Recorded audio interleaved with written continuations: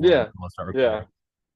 All right, and we are recording with my buddy Alex Etheridge from the first college I went to, Valdostology, and we'll get more into it in a minute. I was just telling him to buy me a coffee. Somebody Venmoed me $30, and I think they said something in Italian or Latin. I'm a dumb pig, so I don't know.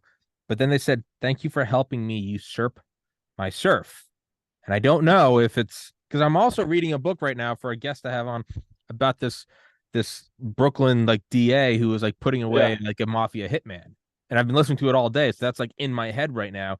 And this sounds exactly like kissing the ring at like a nightclub and like thank you for like letting me like kill this like an honor killing.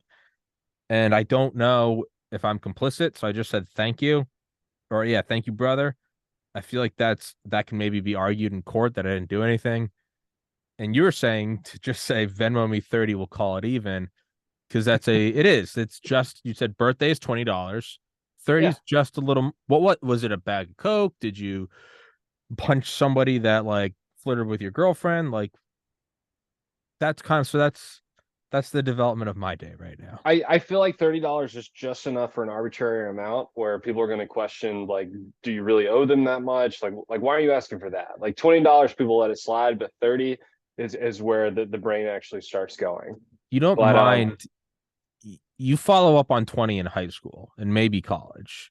yes. If you have any just rem anything even a hair above making minimum wage, you'll let 20 go if it's someone you know and you're friends with and it's whatever. Yeah, it's just 20 30's bucks. 30 does stick with you. Yeah, I remember that amount. It's a little bit of a splinter. Yeah. Yeah, And that Tommy owes me might, $30 from 2014 from when we went out to, to dinner, yeah, and I still haven't let it go. that is something that much like a loan shark, there's like a social interest. Like you might remember that 10 years from now and like you're not Mhm. coming to my wedding. But what I can tell you is just saying thanks, brother. Like giving the compliment back. This is only safe, right? Yeah. I mean, I'll tell you what's not a an intelligent legal move or strategy is to now do a podcast about it because now the whole facade and illusion is completely pierced. It's fucked. I can't because now this will show up. But that's a weird thing. What language is that? Michi vu mal. Michi vu mal. What does this mean? I don't know. Oh, it's French. No. But, Merci. Merci. They didn't say merci. Maybe they meant merci, to say. merci. Well, now I'm making assumptions because I don't know. Was it a typo in French? Meecivumal. How to say your thank you and you're welcome.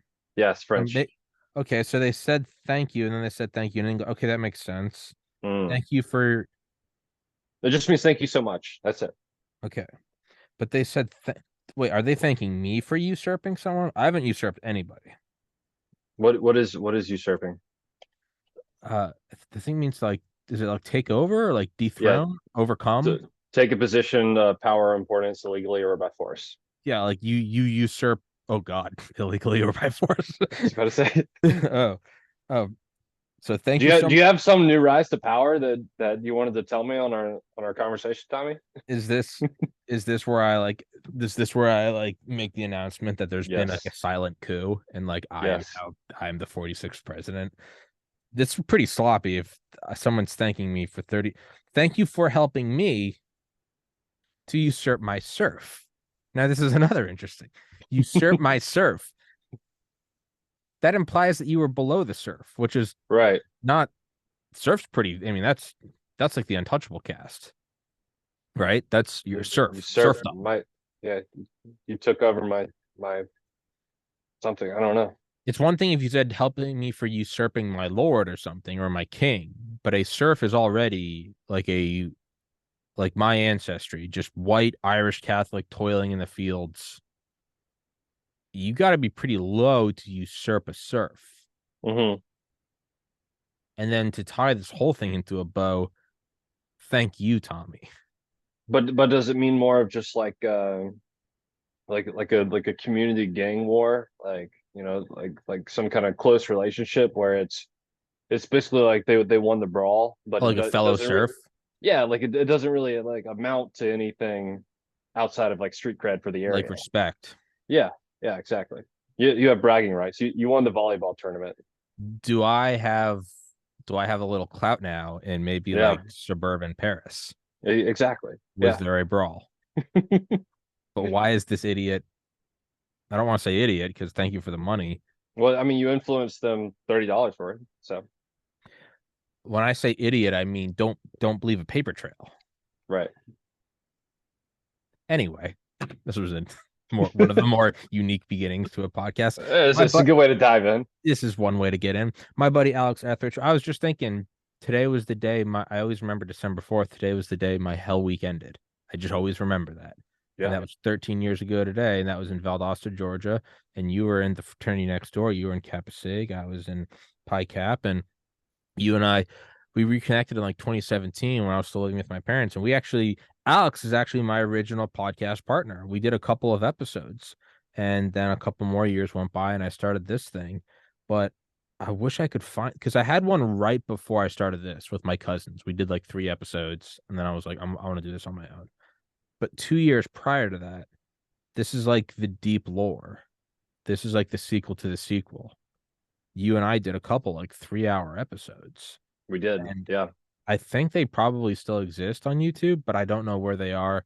I don't think there was any keywords, any like SEO things. So they're pretty much it's a needle in the ocean. So So I did a little digging on my own, oh, because I was like, man, I haven't heard from Tommy in about probably like 5 years. yeah. 5 years, and previous to that, it had been about 5 years as well. A natural cycle where and we just merge into each other's lives every very, half very decade. cyclical process. But I I can't say that I've been following your episode count growth on TPC. And I was waiting for the thousandth episode. I was like, I've got to talk to Tommy once he hits that inevitable milestone that I know that he will. And I'm seeing this at the 3, 4, 5, 600s, whatever. And I went back and did some research, just over the past week. And the original time that you reached out to me was November 4th, 2017. And I haven't talked to you in years. And you just said, hey, man, do you want to do a podcast? And I responded to you within like an hour. And it's just like, man, I was just thinking about that. Yeah, I'm down. Yeah, Like yeah, I remember that. that was it. We skipped all the catching up. It's just like, yeah, let's do it. I'm down. There was And no middle ground. There was literally it was just you want to do a immediate podcast and you were synergy. like, I'm game. And I Yeah, was like, Alex yeah. is down. Alex is fucking he's game to ride. And it was just like, yeah, we haven't talked in half a decade. Our lives have diverged wildly, but it was like, yeah, let's get on a Yeah. camera and start recording it. No coercing there. I was good to go, man. I was all lived up for it.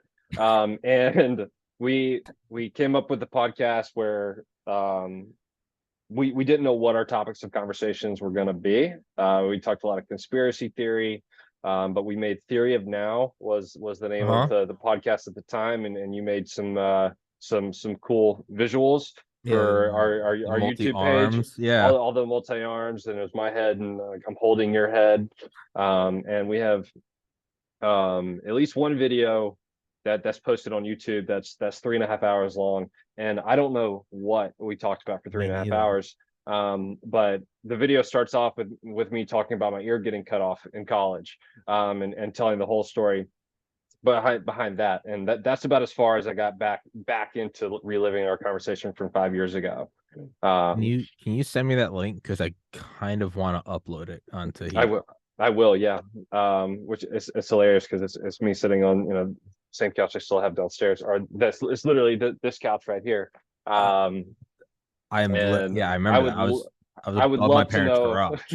I would love to know what all we talked about then. And yeah, I think your studio equipment has evolved a little since then for our original recording. Yeah, no, I vaguely remember I remember making the images. I remember you came up with Theory of Now, which is still a badass name. And I remember we talked about, I do remember at one point talking about the SR-71 Blackbird, the spy plane from the 60s, and how they had put it in an oddly shaped box when they moved it from production plant to production plant. and weird again, kind of like a weird synchronicity thing. Like I saw a video about that, like posted last night on some YouTube channel I follow. It was like the odd history of the SR-71, and it was like the big like oddly shaped box they used to deliver it, and like the deep lore story of like how a Greyhound bus like scratched it or something, and the driver got out and was like, "Hey, we got to exchange insurance." And some CIA guys got out and they're like, "Don't No. worry about it, brother. Here's $400,000 or something." Guy was like, "I'll fuck right off." Like, Yeah, I forgot. yeah, which is weird then, and because then 2 days ago, the Department of Defense unveiled the new stealth bomber, the B-21 Raider, the successor to the B-2 Spirit, which came out in '89. Which, although not a spy plane, it was in a weird way kind of the successor to the SR-71 and like a weird tangent. So a lot of new age hippie girl synchronicities going on here. Um, but that's about all I remember. And I do kind of want to upload it and not look at it and just hope there was no Just like throw it out there. just hope there was no like admitting like sexual assault and or no hard R's, and I'm just gonna assume we didn't. And I don't know. I can say that neither of those things came up in the last Good, video. I good, can't tell you what all came up, but I know that that did not come up. We good. didn't admit to any guilt that would have been inside a 7 year range for us to still be charged for it. So. I do remember that. I do remember hesitating to talk about the frat house story because it was just I remember because It that was like happened. 6.5 years. It happened in December 2010, and I remember I was like, It was like doing the math. and I was like, and if that was November 4th, then I was like 30 days shy. And I remember just being like, Yeah. I'm just not going to tell that. And I think I still haven't told that story on here, but now we're at about 12 years. So I think that's Gucci.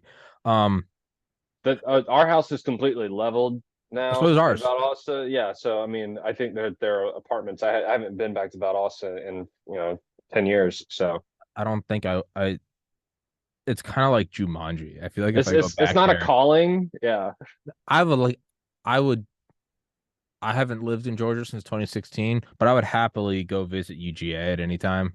yeah. UGA is something I am like proud to call my alma mater. I'm like, yeah, I'm not even a big sports guy, but it's just like it's the oldest public school in the United States. It's it's like reputable. You can say it, and people are like, oh, that's an institution. 1795, right? Yeah, I think, yeah, it was yeah. pre 1800s. I don't really. Valdosta is more of like Valdosta's a blip. Like, Valdosta. I think I remember we talked about the classic Valdosta Kazakhstan pipeline.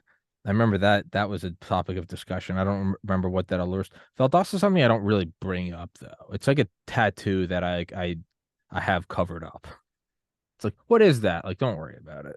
Grandpa, what'd you do in the war? I served my country. We'll leave it at that. It's and you and I kind of went through the like the same like transitionary period because we were both there for a few years and then we both left for D1 SEC schools, and that is where like our story starts when it comes to like, hey, where did you go to college, right? yeah.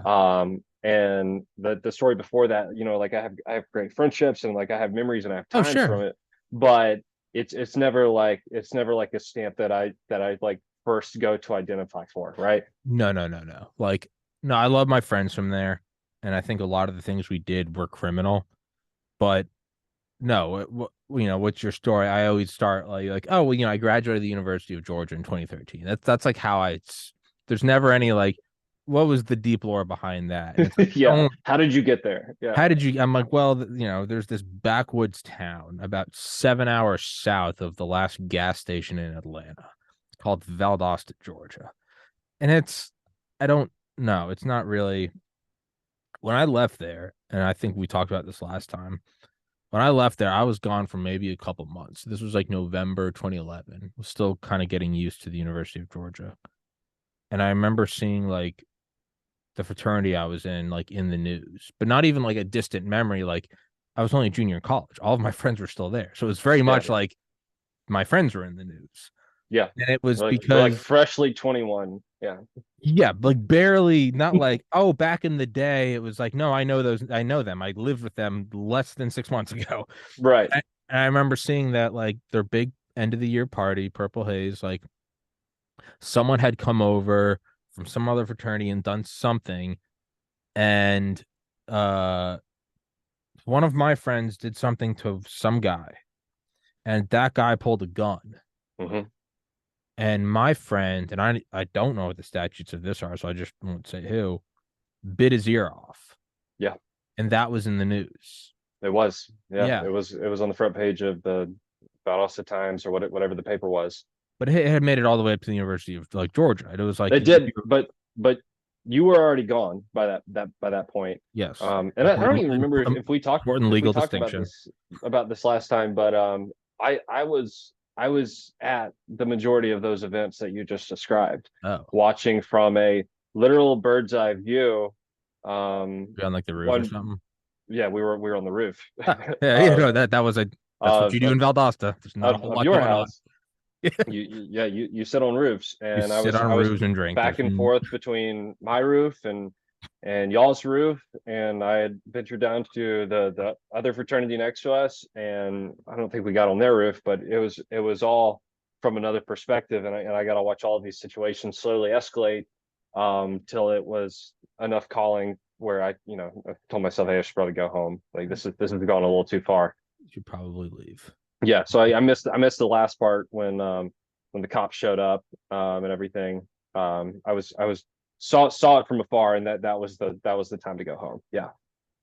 There's kind of, as I look back more, I think my little brother and I were talking about this recently.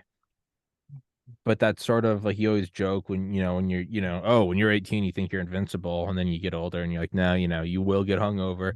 Yeah. But now that I'm even like, oh, like when we last talked, so that was what, 27. So I was 27, and it Yeah. was like, oh, those college days. So like now I've added like another 5 years to it. And now I look back and it's not even like a chuckle, like, oh, I thought I was invincible. There's sort of like a cold sweat. And I'm like, I genuinely should have died several times. Yes. And I see that, and it's like not funny. It's that feeling when like you're kind of like in a, when you're on the highway for like 4 hours and you're almost not even conscious, you're just kind of going through the motions, and all of a sudden, like you're jerked awake by seeing a car in front of you stop a lot faster than you thought. And you slow down, you're like, kind of, oh, I'm awake. You're like, okay, got it. Okay, that car stopped.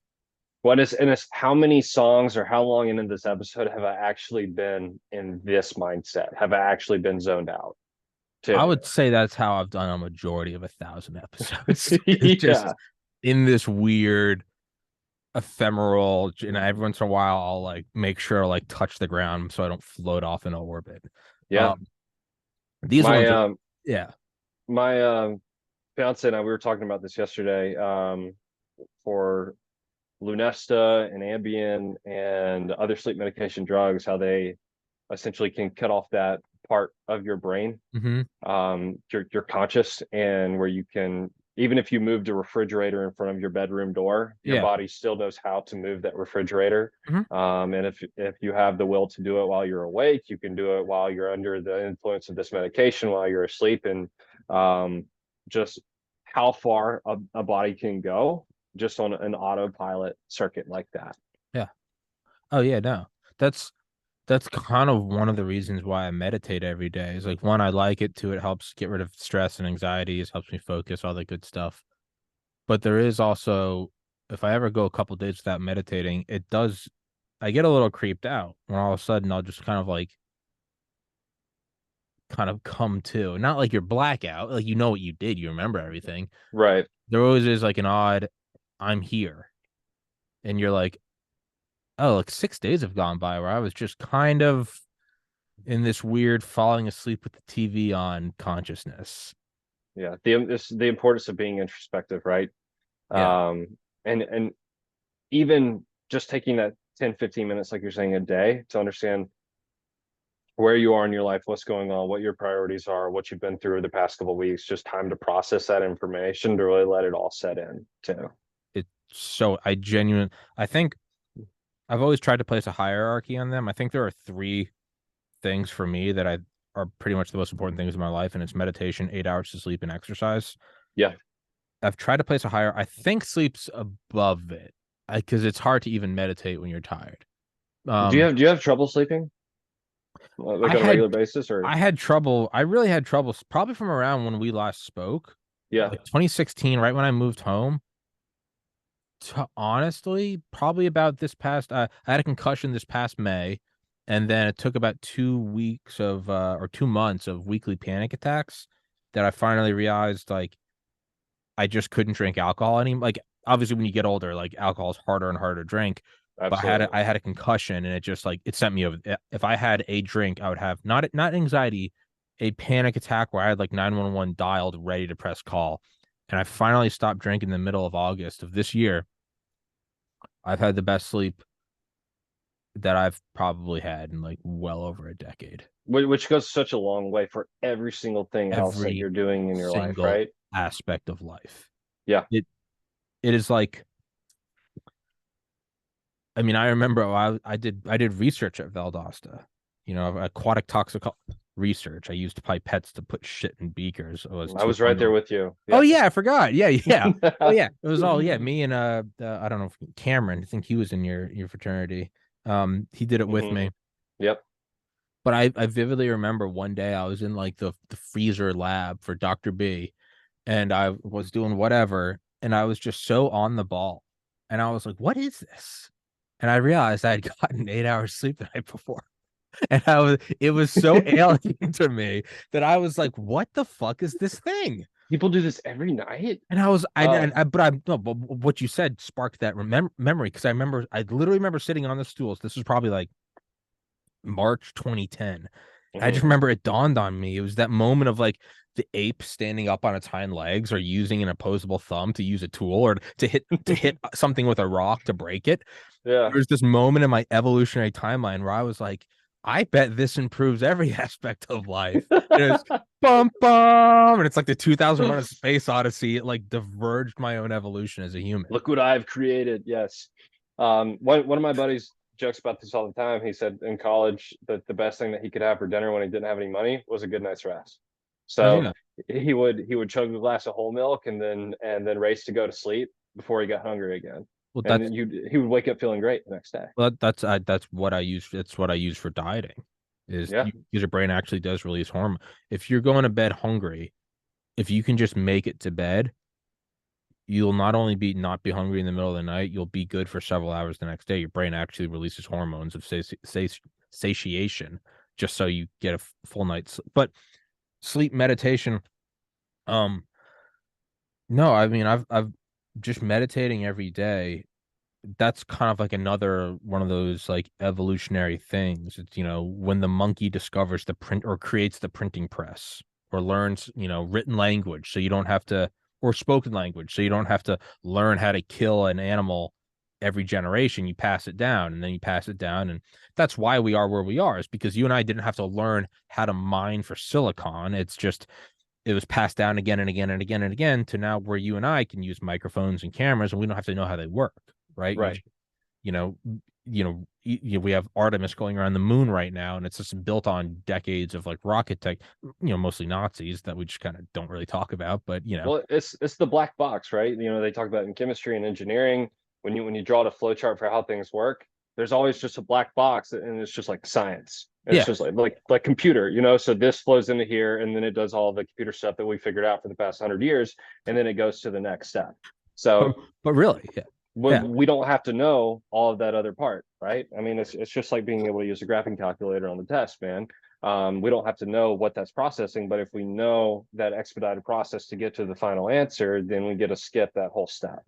It's like how you don't need there's this idea that our attention spans are shorter, and it's just kind of the boomer critique. Everyone's on your phone, including the boomers, but it doesn't matter. You don't need to know everything. If you can memorize the actions of opening up Google or Wikipedia, you are now open to all information ever. So you don't need to know anything other than the mechanical motion of pulling your phone up and typing in King George, and then you can go learn everything. So although you have like learned less and your attention span shorter, that's all you need to know is how to access the global brain. So that is the black box. I don't know how any of this fuck this shit works. I talk into this. I don't know how this works. I'd never in a million years. I barely passed physics. I don't fucking know how I don't know how a camera works. I can't map out the sine and cosine waves of.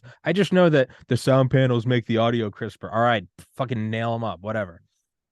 But it is kind of one of the evolutionary steps I personally think is up there with the black box of science is meditation, and not just in the spiritual fulfillment and the existential crisis of what am I, why do I exist. That's you'll never get to that, but even just 15 to 20 minutes a day of just, it's December, I'm in my apartment, I'm doing a podcast with Alex today. What am I doing this week? What am I going to do today that makes this week possible? What do I do this week that makes this month possible? What are my 3-month goals? What are my 3-year goals? Even just that tiny, almost like checking your GPS every once in a while to make sure you're still on the right. You don't need to be looking at it 24/7, but you can just type in, I'm in Maine right now. If I just typed in Los Angeles, like you just got to check it every once in a while to make sure you're It's on it. a mental journal, man. It really Yeah. is. Yeah, Are you in Maine right now? I am. I moved up here about a month ago. Okay, Yeah, I moved from Maryland, and very nice. I hated Maryland. There's nothing there. I was about to say because I was with some friends before this, and I said I think Tommy lives in Maryland, but I couldn't tell you where he is right now. I just got out of there, and now it's free to be nuked. And Maine is that's good to know. yeah, You venture over to Hampshire still? yeah. No, I actually was up there last week. I was about Yeah, to say the cabin out there, yeah. fuck yeah. It's It's just still on my list, man. You absolutely need Um, to come. that and Maine is definitely on our list. My neighbor's a good friend of mine. Just finished doing the same trip because we're in Louisville, Kentucky, and they drove up. They went all through um, New Hampshire and Vermont into Maine, and then like back down through the Boston area, and then came back too. Yeah. No, I'm Yeah, I'm like I'm early I'm fall. Yeah, I'm happy. I feel home. It really is beautiful. It is a There was nothing in Maryland. I wouldn't say it was there was less in Valdosta, but Valdosta was funny because it was so backwards racist and soaked with alcohol yes, that there was nothing there, but it was a fun nothing. right. You're like, there's nothing here, and that's good. Like we But can, also highlighted all of the different ways that you see how a society should function, and like what an actual like melting pot a group of people can look like compared to certain towns, right? it does sort of, you do almost have to like admit you're wrong when you're like, Right. these, these woke people that just think there's systemic racism. You're like, would you shut up? And then you go live in Valdosta and you're like, oh, 95% of the people feel this way here. Yes. you go, oh, this used to be all of America. You go, there is some credence to the idea of progress. And you go, I was wrong. Sorry. You know, go to a Yeah. world where like there are no computers, and you're like, oh, there is an importance to like, government incentives to build the internet. Like, oh, you're It's like, a there was a culturally defining moment for like our lives and our outlook on our country and like personal views, I think. So it was shocking to me. I was there for, I mean, I don't like what, bid day is what, you're like maybe a month into college. yeah, it's pretty early. Yeah, the first month was kind of a Like blur. September. Yeah. Yeah, you're away from parents. You're in the whole thing is just this like, Make like seven friends in a dorm and yeah. yeah, yeah. You never know any of them again, and the whole thing is just weird. You're just whatever. But I will always remember like the first time I got like picked up by one of the brothers. We're like going to bid day, which is a day where I almost died. But like I just remember like the first time really ever hearing like hard R. Like I had heard, I lived in Atlanta for 8 years prior to that.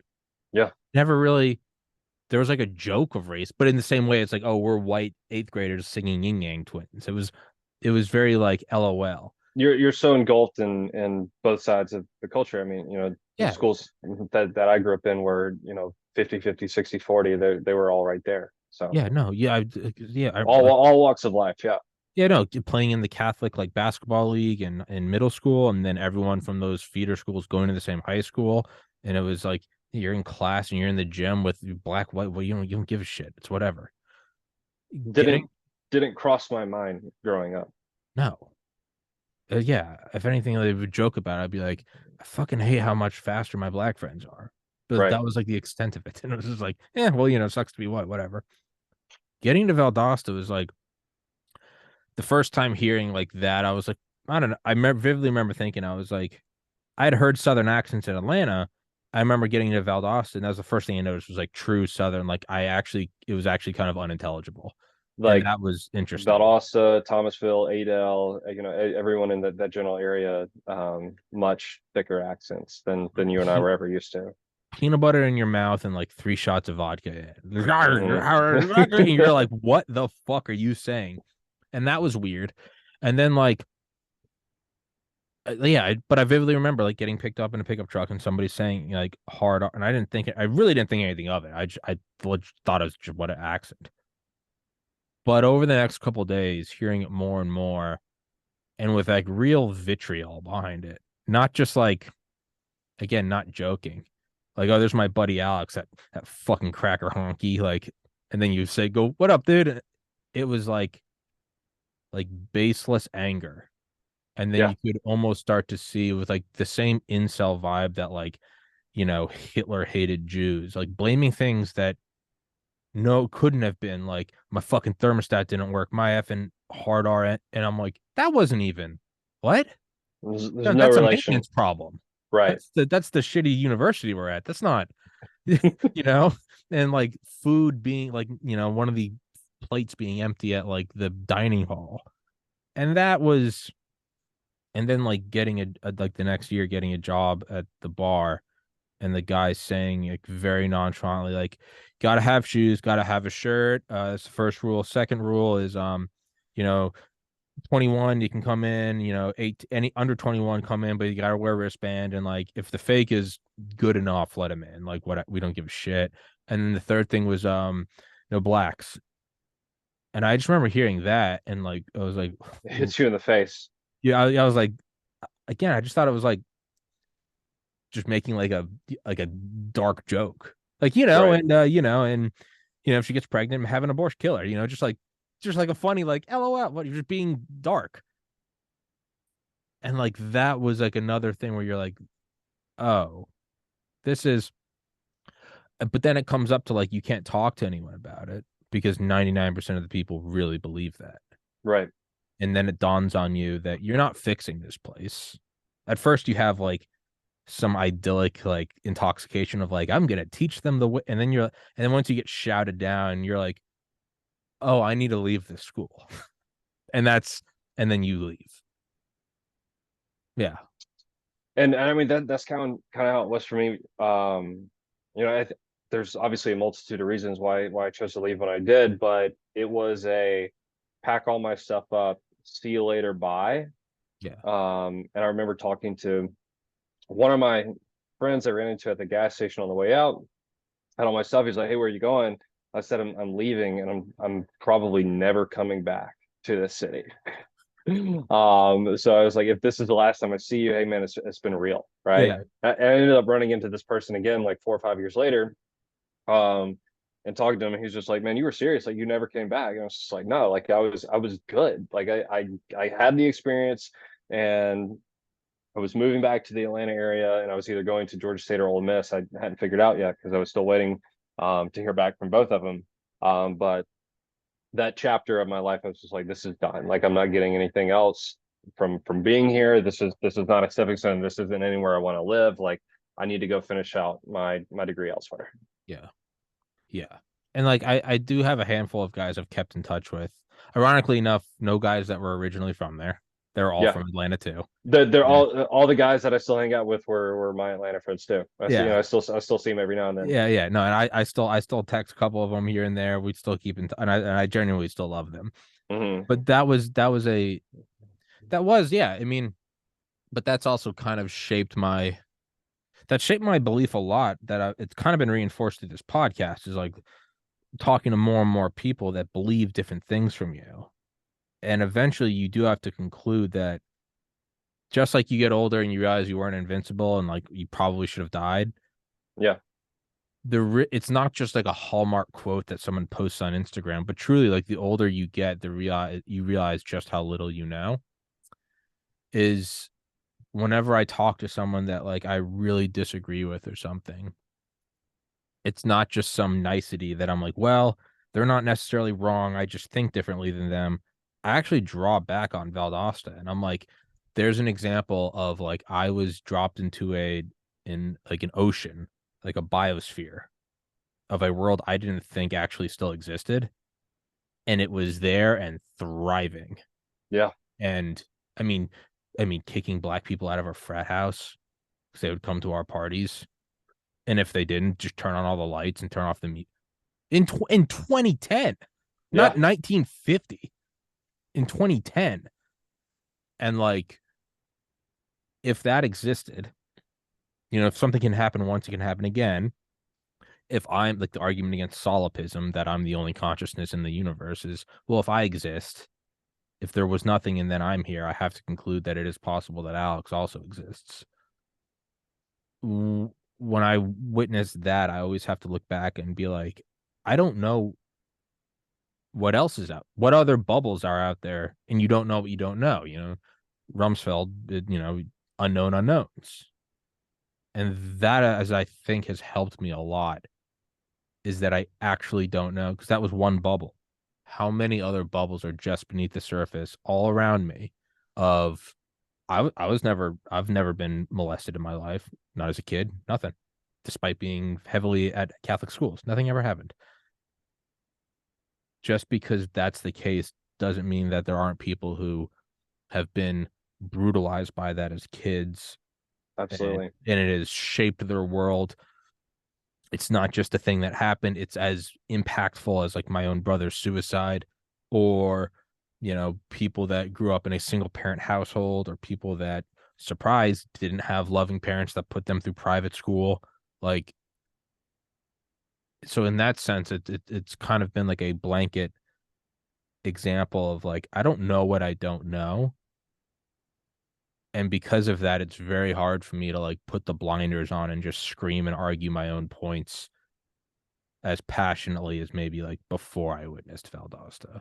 Yeah, and I think seeing is believing there to see that other side, that other perspective, and then being able to see it from another view, right? Because I mean, not to just stick on the Valdostology, but like when I left and I did go to Ole Miss, which is a school that has its own historical connotations, being in the South and everything tied to it as well. Just the overarching community values and everybody on campus and how other people were treated, and Greek life on campus, and out in the town, and just what you heard from the locals is where it was completely different, right?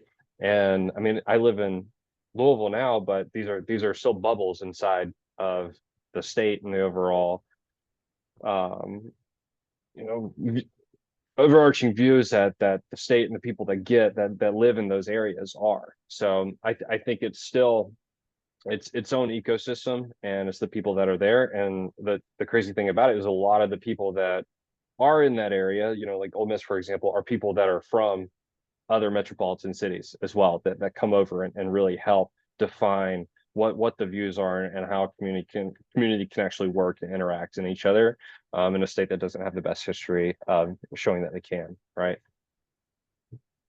I forgot. So you were in a fraternity at Ole Miss. No, I never affiliated, Oh, when I went I out just there. I made that mean, assumption I then. no, I transferred out there when I was 21, right? So I mean, it was back half of my junior year. Um, so I met some people there, and went to the house and everything, but never fully immersed in it. Do you think we missed out on not doing like SEC D1 school fraternity? I'd like I to, I'd almost like to know what that was. right, like how different that would have been. I think Was it more size, hardcore? Was it more just generic mass produced? Because on some cases, like, the friends I did have that like at fraternities at UGA would like not even know everyone in like their pledge class, and I'm like, Valdosta, you guys like know their name, middle name, for their their birthday, where they're from. I, fucking I date think their I, dad left. I'm like, yeah. I think it's the difference between like taking a college course in a theater with 150 people, or taking one with 20 to 30 people in a classroom that you get to sit next to and talk to every day, and you have more of a voice, and everyone's name from the class. It's the same thing of going to a high school with 4,000 people in your graduating class compared to 300 or 400. There's Yeah. There's more chances to cross paths with these people. Yeah. Like I remember friends I had, and I don't even mean this in some like, you didn't have it as hard as us. Like we're all fucking white kids from suburbia. Like there's no hierarchy of toughness. We're all Right. pussies. But Yeah. like, so I don't even say it in this manner, right? I don't even say it in this manner, but more Yeah. so just like picking my friends' brains or what, and not even like literally just it coming up in conversation and being like, well, no, like, they have like their, there's like the fraternity lawyer and then there's like the like hotline for hazing. And I just remember thinking like, what? And like, not even like you kids don't have it tough. That's generally not at all what I meant. I was just like, Yeah. I was like, what do you mean? Like, just like me coming to Valdosta, it was weird hearing hard R. I'm sure people that grew up there were like, if any of them ever left and went to another college, they would probably be surprised at like the resistance to them just nonchalantly saying hard. Their friends would be like, dude, what are you?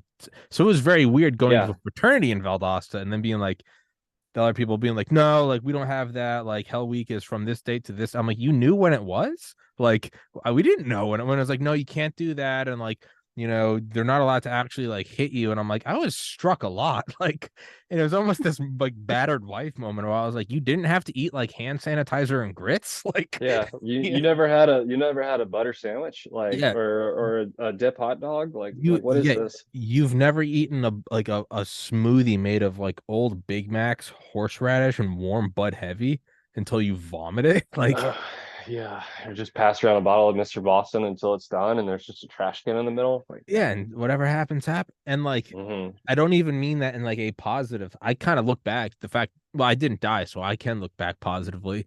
there's a big fear of unknown though, and I think a lot of it was just they winged it, and there might have not been a huge structure to it. What do you mean? Oh, Like wait, the brother, like, like the brothers orchestrating it, like there's a foundation of what you do, but it's I mean there's not a core book of hey, this is what happens this week. And we're going to completely give them all the information. It was a lot of unknowing for us. yeah, that was kind of a shocker. I remember it was like when I got initiated and we had pledges. I thought I had as a pledge. I thought it was such this like well orchestrated like psyop because Oiled machine. they just Yeah. fucked you in the head. Yeah. You never knew it was, and then you get on the other side and you realize that like everyone's just ripping bongs and drinking and like randomly deciding let's haze them tonight and like let's throw a brick at that kid, and you're Yeah. like, there's no big picture. Or it's like, yeah, what did they talk about in their meetings outside? And it's just, it's like, oh, they're planning so much for like what they're going to do to us next. And then we go in those meetings and it's like zero conversation like that. And it's like, and be at the house later, we're Be doing at the this. house, hey, Right. hey, dipshit, pay your fucking dues. And Basically. Yeah. aside from that, JP's gonna make the shirts, and whoever's shitting in my toilet, stop. Yeah, basically, someone left And an upper decker in Lucas's toilet. We're still trying to yeah, figure out who. Yeah. don't do that. And we're meeting with the head of the Greek Life thing, and I guess there's like new like homeowner things, like we have to paint the shutters, Yeah, and it's like, do you want to social with this yeah, you sorority want to or this social with one? this, fuck that kid. Let's try to get that kid to quit. But all Very, right, yeah. you know, and like from the Turns other, out they're all just a year or two older than us. Just trying to get through, right? yeah, there's some like philosophy in that. Is that what it is when you like become a parent? Right. That's got to be this. That's got to be what it is, just on another level. Oh, 100%, man. You're still figuring out I mean, what the hell to do day by day. my parents were 32 when they had me. I'm 32 now, and I'm like, oh my god in heaven. Yeah. I'm Yeah, my excited that I broke 1,000 episodes. I have no pets, no girlfriend, no wife, no kids. I don't have a boss. I wake up at noon every day and I pat myself on the back because I read an audiobook and no one made me. there you go. Jesus Christ in heaven, having a conscious human being with a social security number. Yes. But Lots to keep track of, man. Yeah. like I almost wonder if there's like if there's a lesson in there, right? So if you like look at the fraternities at like let's say like University of Georgia, and like the houses are just they're badass, they're fucking huge, they have so much more money, and they can, there's so many more bars, and they're so much more involved, and there's like they can afford their own areas to like tailgate at the football games and actually afford like artists to come perform and shit. And at Yeah, first, I think monetary involvement is a big, you yeah, know, big thing that they had over us. sure. Oh yeah, no, they could throw weight around. And at first glance, it really does just seem like it's like the NFL compared to like college. You're like, oh, this is another level up. But the more I ever like, and I wasn't interested because I didn't get. By the time I moved to the University of Georgia, I was done with fraternity. I didn't give a shit. I was like, what? Exactly. Trying to go to med school. Like, I don't give a fuck. No, and it's also like I'm 21 now. I can drink legally whenever I want. Yeah, and I'm just gonna live with my friends, and I don't have to pay dues. Like, Exactly. But man, I will say that that Purple Haze party that you talked about at the beginning was still one of the coolest parties that I remember going to in my college career because y'all actually flew in a musician like from New Jersey or something. And one of the guys like had a sponsor with Southern Tide and they were like throwing Southern Tide stuff everywhere at the of course, it's party. there when it's of course this all Ev- happened after I left. Everyone is there. Like all of my favorite bartenders from the entire strip were working at the house that weekend, and there was something in the punch that took everything to the next level. I have no idea what it was, and it literally turned into a movie that night because guns got pulled, person's ear got bit off, the cops came. It was in the newspaper the next day. American Pie shit. There was, you know, all parties on that street were involved. I mean, there was security to get in there. I mean, it had everything that you needed for a feature length film. I had one of the actual craziest nights of my life, like from my own perspective too, like outside of everything else that was going on, where I woke up and it was like last night was a movie that like I don't know if I can be around people until this blows over for the next couple days. But so like this is getting to the crux of the point I want to make. Because my friend, you know, Cal, we still always joke about it. We're like, did fall 2009 happen? Because that entire pledgeship felt like a movie. I mean, every trope, every fucking from like the GDIs to the cops to just sorority hookups to puking on someone's car to getting punched in the face to punching someone, stealing shit, spray painting, just like everything involved did seem like out of a if you watch it, you'd say this is so cheesy because this doesn't actually happen in college. Right. It's when you go back and you watch American Pie and you're like, Yeah. that's not what high school is. Like Blink 182 is not involved. But fall to 2009, I still look at it and I'm like, did that happen? So, but my point is this: can you have one without the other? If you get to go to a D1 school with a huge fraternity with it's a triple story house with columns and they have their own chef, but it seems a little more watered down and formal versus like our frat houses, which were just houses that they put Greek letters on and Yeah. people's ears got bit off and their broken windows and getting fucked up and having Roman candle duels in the house. Like, but entrenched racism. Can you have one without the other? Like, do you get a Big Mac when you're high is great, but you can't get abs. You have to eat like, grilled chicken and lettuce. And they both have their different strengths. And you just have to acknowledge that's what it is. Is that to have that like movie experience, does it also have to come with a dirty underbelly? I think that you can take the entrenched racism out because I'm sure that you could look at other D2 schools or smaller universities that have, you know, a Greek life more the size that we had. I think that your story gets drowned out more when you go into these bigger D1 schools because you have these overarching groups and everything that's going on there. But when it's, you know, talking about a group of 80 to 100 guys compared to where there's hundreds of people that are involved here, there's so many different storylines that you could be following instead of one just big one. Yeah, that is true. I don't know. Maybe this is just D2 guys talking about, you know, what it's like compared to going through in a D1 Maybe D1 guys storyline. are so much cooler because like they don't actually talk about it. Maybe they Maybe really so. are elite, but Yeah. they took like an oath of silence. Like they actually did sacrifice like a pledge or something. Like Yeah. Maybe they are But just better than us. I don't know, man. Like I went to some parties at UGA, at Ole Miss, at Auburn, and it was the same. Like they would have big bands, like well known artists, um, come and do shows there. But the same storyline was, hey, there was 100 people in their group. They didn't know, like they had their close friend groups that they had there, but there were also so many different moving parts of those different close friend groups that were there. Yeah. And it wasn't like, hey, this is everybody, right? I know everyone here, and I know everything that's really going on here. Or at least Yeah. that's how it felt from my perspective. Yeah. I don't know.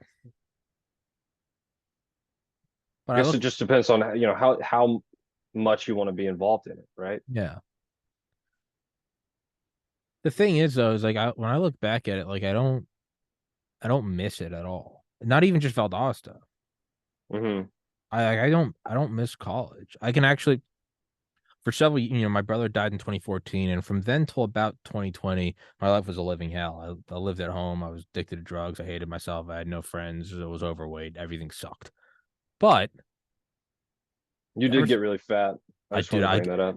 that was no, I put on so much weight. I think I put on 67 pounds. Well, I remember seeing the photos, and this was, you know, previous, about a year before you and I reconnected, and during, I was just like, holy shit, like Tommy was literally like the most shredded guy I knew, And then I turned into and like the just Pillsbury Doughboy. belly, man. Dude, just Uh, fat on Xanax, and I hated myself and I hated everyone. I blamed everyone. I was just angry at the world because it was like you all graduated college and went on with your lives, and like my brother killed himself 3 months after I graduated. And like, although that sucks, it was no one's fault. It wasn't my fault, but it also wasn't your fault. It was no one's fault. I right. just fucking hated myself. But starting in 2020, when like I don't know if I ever so like there's someone that like privately invests in this podcast. Like that's how it's able to like exist. Okay. And like so really long story short, it started in December, almost 3 years ago, December 12th, 2019. Was working at a liquor store, living above my parents' garage. Still had been there for about 4 years at that point. Really fucking hated everything still. Was sober, didn't whatever, but was 600 miles north of Georgia. I had literally no friends. It was just me and my 18-year-old blind deaf dog and my parents. Right. And you butt heads with your parents when you're 29 living above the garage. What a Totally surprise. get it. Yeah.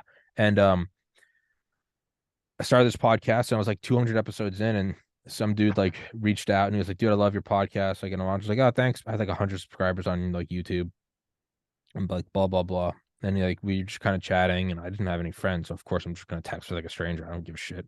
And he was like, I really love your podcast, man. He's like, I wish you'd do more episodes. I was like, well, I'm a fat loser. I live above my parents' garage and I work at a liquor store. I dean kids a decade younger than me. So life's not really happening. And he was like, he's like, I think you've got talent, man. It's basically kind of like your audio sucks, like you're on a MacBook in like a big echoey room. But at that point, I had already interviewed like the head of NASA JPL, the guy in Yeah. charge of sending the rovers to Mars. Like, but like Joe Rogan had never done that. By that point, I had interviewed Mike Durant, the Black Hawk Down pilot, but Rogan never had. I'd interviewed Charlie Duke, 10th man to walk on the moon, who I just had on for episode 1,000. And he was like, you're showing signs. First, I was like, does this guy want to fuck me? Like, what is going on? And he was like, well, I wish you'd do more episodes. And like, that like got me thinking. I was like, I really want to do more episodes. And there's like no way that like my parents wanted to retire. It went from like they were very worried about me when I first moved home in 2016 because I was suicidal, to like getting better, getting sober, doing therapy, to now it was like, you're 30, like get out. For retiring, get the fuck out. And so I was like, yeah. And so finally I was like, well, yeah, I remember my first year at Valdosta and how I like almost failed out. And then like when I worked at like the bar, and then when I transferred to the University of Georgia, I took out loans so that I could just study 24/7, and like was never like I need to be making money. I was like, my Right. job is to study. When I did that, that's when I started getting 4.0s, ace the MCAT, got into medical school. And I was like, so there's definitely a value to just taking a loan out, knowing that had I actually gone to medical school, I got into Miami. Had I gone financially, it pans out. You take, a $10,000 loan for 4 straight semesters, and then med school throws you in debt. But you get out, and then you have a doctor's salary. So clearly, it pays off. And Do you not, if you don't take out the loans and your grades suffer, it is going to pay it's going to pay against you in the long run because you never became a doctor and don't have the doctor's salary. So I put out like a little video that's still up. Where I was just like, if someone wants to like invest in this pod, and mind you, it is an arrogant thing to say living above your parents' garage. But like, if someone wants to invest in the next big thing, like just some delusional crackhead take, like You're reading it back and you're like, who's gonna do this? it's Who's it's gonna buy it? it's a fucking homeless guy coming up to you on the street going like, I got an idea for a thorium fusion reactor, and you're like, you smell Yes. like cat piss. And it's like, don't worry, that's my piss. It's not the cat. I smell like it because I fucked a cat. And you're like, get away from me. And he's like, I've got an idea for a toroidal reactor. And you're like, all right, dude. And I like, so like I put that out there, and like this guy like followed up. He's like, dude, he's like, I fucking love your podcast, man. And I was like, yeah, thanks. And then he like, and this is like divine intervention. I vividly remember like locking up at the liquor store one night. And he was like, have you ever thought about like investors on your podcast? No, right before that, he asked me, he was like, what's the growth rate like? Me still at my very core, despite being like a fat drug addict, was still like the OCD kid who like kept an Excel in college. It was for grades, working out, and dieting. For this, I just started the day I started the podcast, episodes I did, views I had, subscribers I had, and that's 3 columns. It has since grown to like 100 columns that I fill out every day across all the different platforms, just metrics. Right. And I was like, as a matter of fact, like I do have like some metrics. I like sent him the Excel sheet. He was like, what's your CAGR, CAGR? And I was like, I don't know what that means. I have a biology degree. I think it means compound annual growth rate.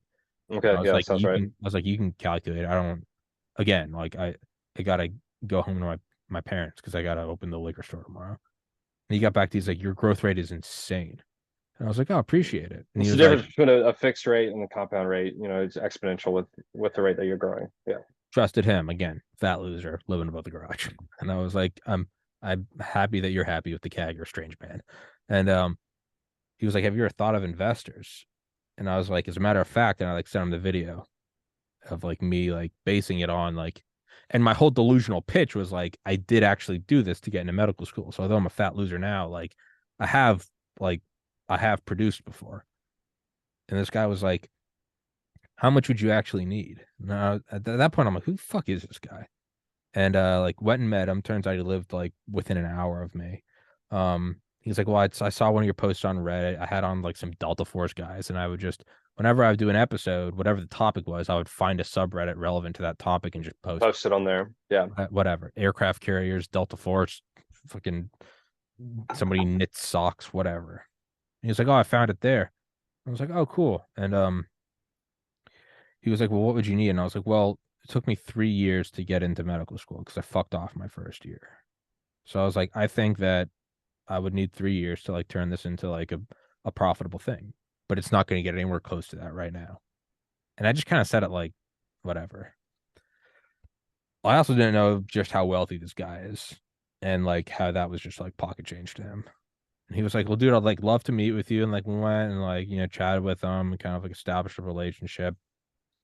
Totally normal dude, just like Harvard Business School, like probably like 50 now.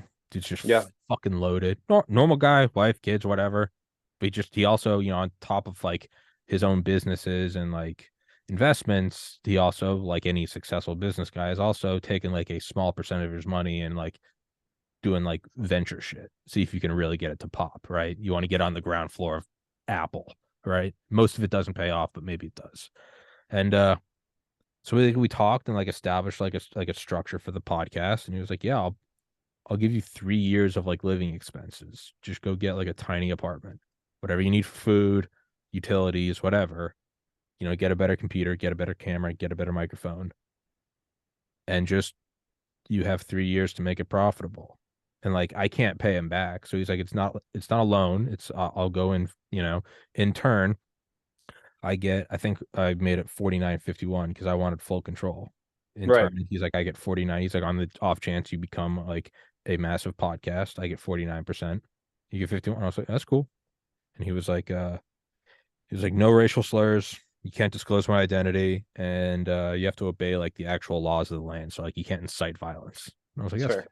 That's fair. Those are These are all very reasonable requests. Yeah. all things that I can conduct my life by anyway. Yeah. Like, you know, it's cool. Just I've another Tuesday. Yeah. Yeah, I'm like, I've been to Valdosta. That's a story for another time. But Yeah. you know, the whole breaking laws, I've since started respecting that more. But like other than that, yeah, another Tuesday. That comes with maturity. So. Yes. Yeah. And not dying on bid day. Mm-hmm. But so like long story short, that's what it started April 2021. Like I moved out of my parents, they went and retired. That's why I was still in Maryland for a year. And then Well, can we just highlight real quick, like yeah. this all came at like a very chaotic time in the world too. I Oh mean, yeah. December 2019. The day I started this And podcast is the first recorded COVID infection in the United States. wow. So I was like Kali Yuga, taking Yeah. like a hit of acid and like stepping into Well, the portal. you were already a step above everybody because you were living in the basement upstairs of your parents' house and didn't need too much else to go off of. So you were ready to sit at home and make videos. Well, that's the thing, man, is like it's a very weird thing to tell people that 2020 was the best year of my life. Just think about it. Yeah. I got to quit for the first time ever in my life. I got to be my own boss. Yeah. I got to quit my job. The official contract started April 2021, but it like unofficially started October 2020. It was like, let's just, do like a practice run. I'll give you a couple $1,000, quit your liquor store job. I got to be my own boss. I got to like quit my job and be like, I'm self-employed now. And I was getting interviews with people who I have no business getting interviews with, only because I've seen some of the names. They're stuck at home. Yeah. I have trouble getting those people now, 2 years later. But at the time, everyone's fucking stuck. I had on Brigadier General Robert Spalding, a B-2 Spirit pilot, former general in Obama's National Security Council. I had him before I ever even met the investor. Like, because there are these guys that have so much time and they're all stuck at home under medical quarantine. Right. That like, it's a weird thing to tell people. But yeah, 2020 was like the most pivotal moment of my life for the better. What was your outreach like though? How do you prospect? My what? For people to come on your podcast? Oh, early on it was pretty clunky. It was just like I didn't understand any like basic etiquette. It was like, hey dude, I fucking love your book. Do you want to come on my podcast? Most people are like, fuck off. But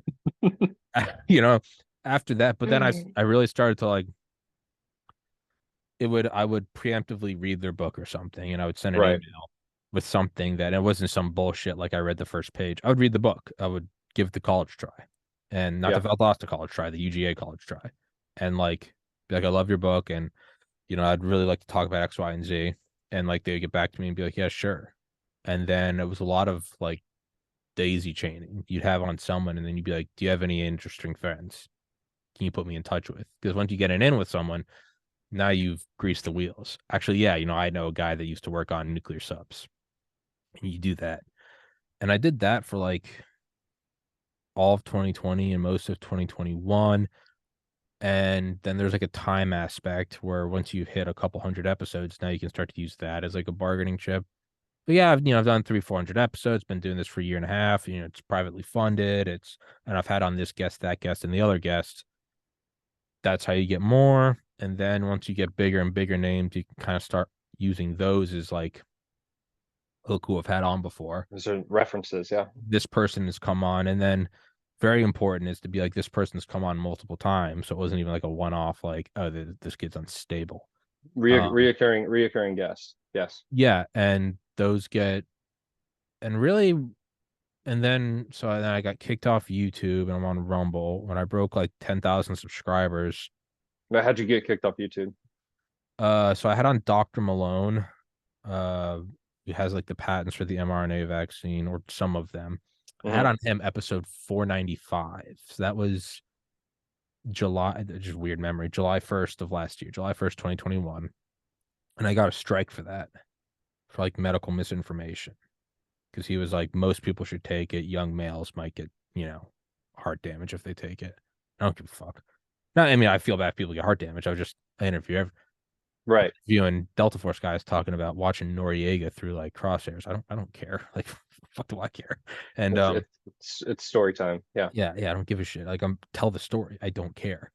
And I've had on these like Israeli mercenary guys talking about blowing up Hezbollah guys and shit. This one like Israeli mercenaries like took a girl on a date and they went up and like on some like destroyed bell tower and like watched like local terrorist groups like killing each other in the night. And he said like the tracers were beautiful and like just kind of like a weird story. But like So just romantic. yeah, just I had on a kid that survived like a school shooting. Just whatever. I don't care. And but then me being me, like when I got like a strike for that, there's just kind of the arrogant asshole in me that was like, well, now I kind of want to keep pursuing this. And so I had on Dr. McCullough. I got another strike for that. And then I think I got another strike for having on Dr. Malone again. And then I finally got kicked off because there was a clip that I uploaded from an episode before I even uploaded the episode. And it was Dr. McCullough telling people to take vitamin D, turmeric, quercetin, and zinc. You can get it at Walmart. And I remember I made a clip of that because I was Christian, sorry. quercetin, Quercitin, shown Okay. to have like anti-inflammatory effect. All Gotcha. generic shit you can get. He doesn't Yeah. sell it. It's at Walmart. And I made a clip of that because I have a lot of my extended family are my aunts and uncles now in their 60s and 70s. And I was like, hey, this might help you if you get COVID. And I put that up. And then I was like doing an episode and like got an email during that episode that I was permanently banned from YouTube. And that was a huge kick in the nuts. But so I had to go to Rumble and I had I was at 5,549 subscribers when I was on YouTube. That's when I got kicked off. And I had to start over on Rumble and I had like 100 subscribers and that sucked. But I've built that up to almost 13,000 now. Nice. And that's kind of like that's been like the newest sort of paradigm of sending emails is like I have over 10,000 subscribers. On Rumble, I have over like 3.2 million views. And like you can do this. And then you can also pad it with like you're still I mean, answering your question on your how to get your guests. views and your subscriber base is how they handle ad revenue as well. So Yeah. Well, and then it's also, I'm not blind to like human incentive. If someone has a book, that they're not going to waste their fucking time. But if I can right. bring them on, it's like a personal thing. I'll never have you on if I haven't read the book. Like I will read the book. I'll plug the book. I can't guarantee anyone will buy it, but I can reach 13,000 years on here. There's 3,000 subscribers on Spotify, whatever. And then it helped a lot when Dr. Malone and Dr. McCullough, then Dr. McCullough went on Rogan in November of last year. Mm, Dr. Malone went on in December. Dr. Malone got banned from Twitter because he posted a link to my podcast. So I can say that I helped get him banned from Twitter. And he went wow. on Rogan the next day. And by the way, I don't care. I like Dr. McCullough and Dr. Malone. I've become friends with them. They're cool guys. And now I have them Yeah. on to talk about whatever. I know some people think they're Satan incarnate. That you're an adult, you're free to think that. I don't give a shit. They're adults. They don't need my defense. But like they went on Rogan and it became its first and second most downloaded episodes of all time.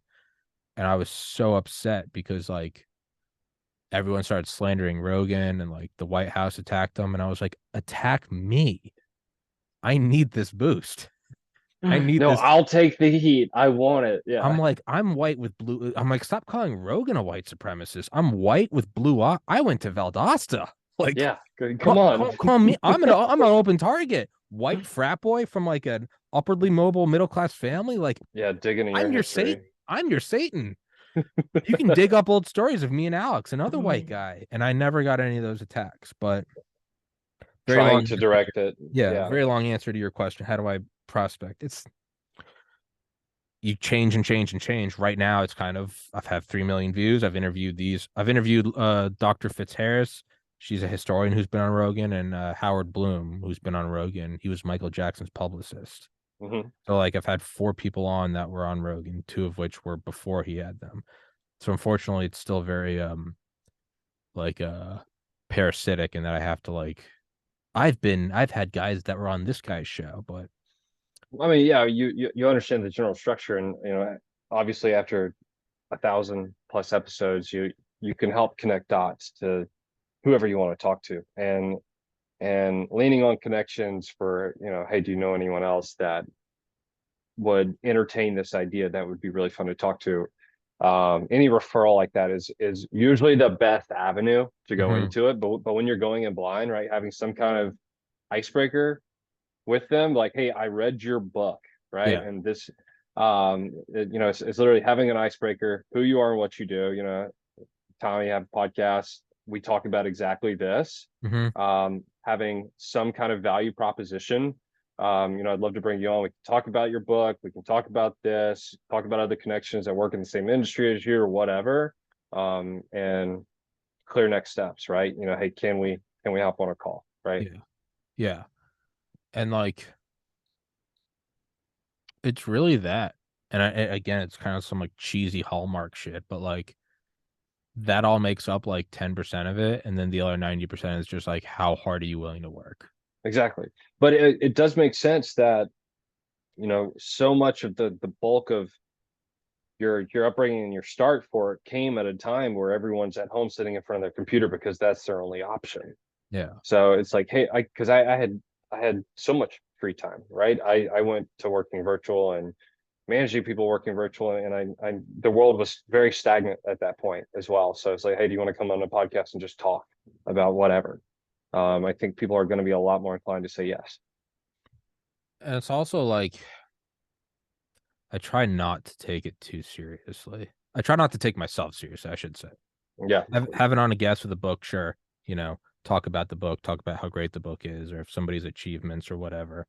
yeah, But I've also like the common criticism or feedback has always been like, you need to become like a niche podcast. You need to fill in on one thing, or you need to stop meandering. But like the episode like we're doing right now, these are easily my favorite. Like these are every once in a while, like if you have on Dale, who is in Delta Force, and he'll talk about being in a CIA chartered plane, bringing a silent sniper rifle over to Hong Kong to kill a billionaire. That's kind of hard to compete with. But like, you know, don't have that story, I but don't. Unfortunately, pretty close. I did drink Hunch Punch one time and I throw up did on a go to Purple sorority Haze. girl. Yeah, Yeah, but like, yeah, I did. I did light a Nintendo 64 on fire in college, like, and in an Adderall frenzy, almost the same as killing Noriega, trying yeah, to. But like the episodes like we're doing right now, these are these are my favorite because I think I'm probably the most comfortable. There's no expectation to impress. yeah, And I feel like these are probably the most accurate representation of like who there's no dynamic, there's no seniority, well, Alex is my CIA handler. A lot of people don't know that. But like it's true. in theory, if we were just college, but Tom is my general practitioner, so I am. And yeah, I don't have an MD, so it's a very hairy gray area. very much.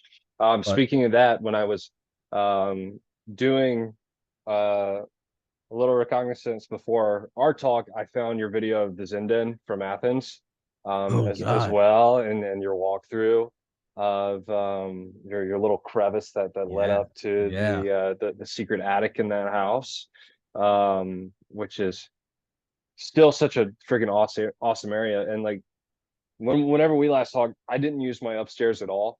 Hmm. And since then, quarantine, I've completely turned this into I was gonna ask. Yeah, my you're in man an cave attic. as Yeah. well. So this is my attic. There's no central heating up here. I literally have a window unit, so it's 34 degrees outside. So it takes a while to get it heated up here, and I'm working on the south stone desk, so it's kind of cold to lean onto during the winter. But it's perfect during the summer. This is my hot yoga studio, Oh or fuck just yeah. just my hot gym during the summer. But this is where I spend the majority of my time for working when I'm not on the road. And Fuck I've yeah. got I've got the two TVs set up and It's pretty fancy all spans, my man. gaming systems and everything. So yeah, it's a pretty good spot. What do you hold on? I gotta pee real quick. But also by the way, so I have nothing doing today. I don't have any other guests. I can talk as long as possible. I normally try to give people an out if they gotta go or something. So if you gotta run at any point, just let me know because We'll do. I will talk your ear off for hours, as you know. But yeah, I gotta piss. So Alex, you're gonna monologue and talk about whatever you want. I'm actually going to take a bio break, so I'll rush you back. All right. Yeah. Well, there's just gonna be a blank spot. So anybody listening, go piss or fuck yourself. Perfect.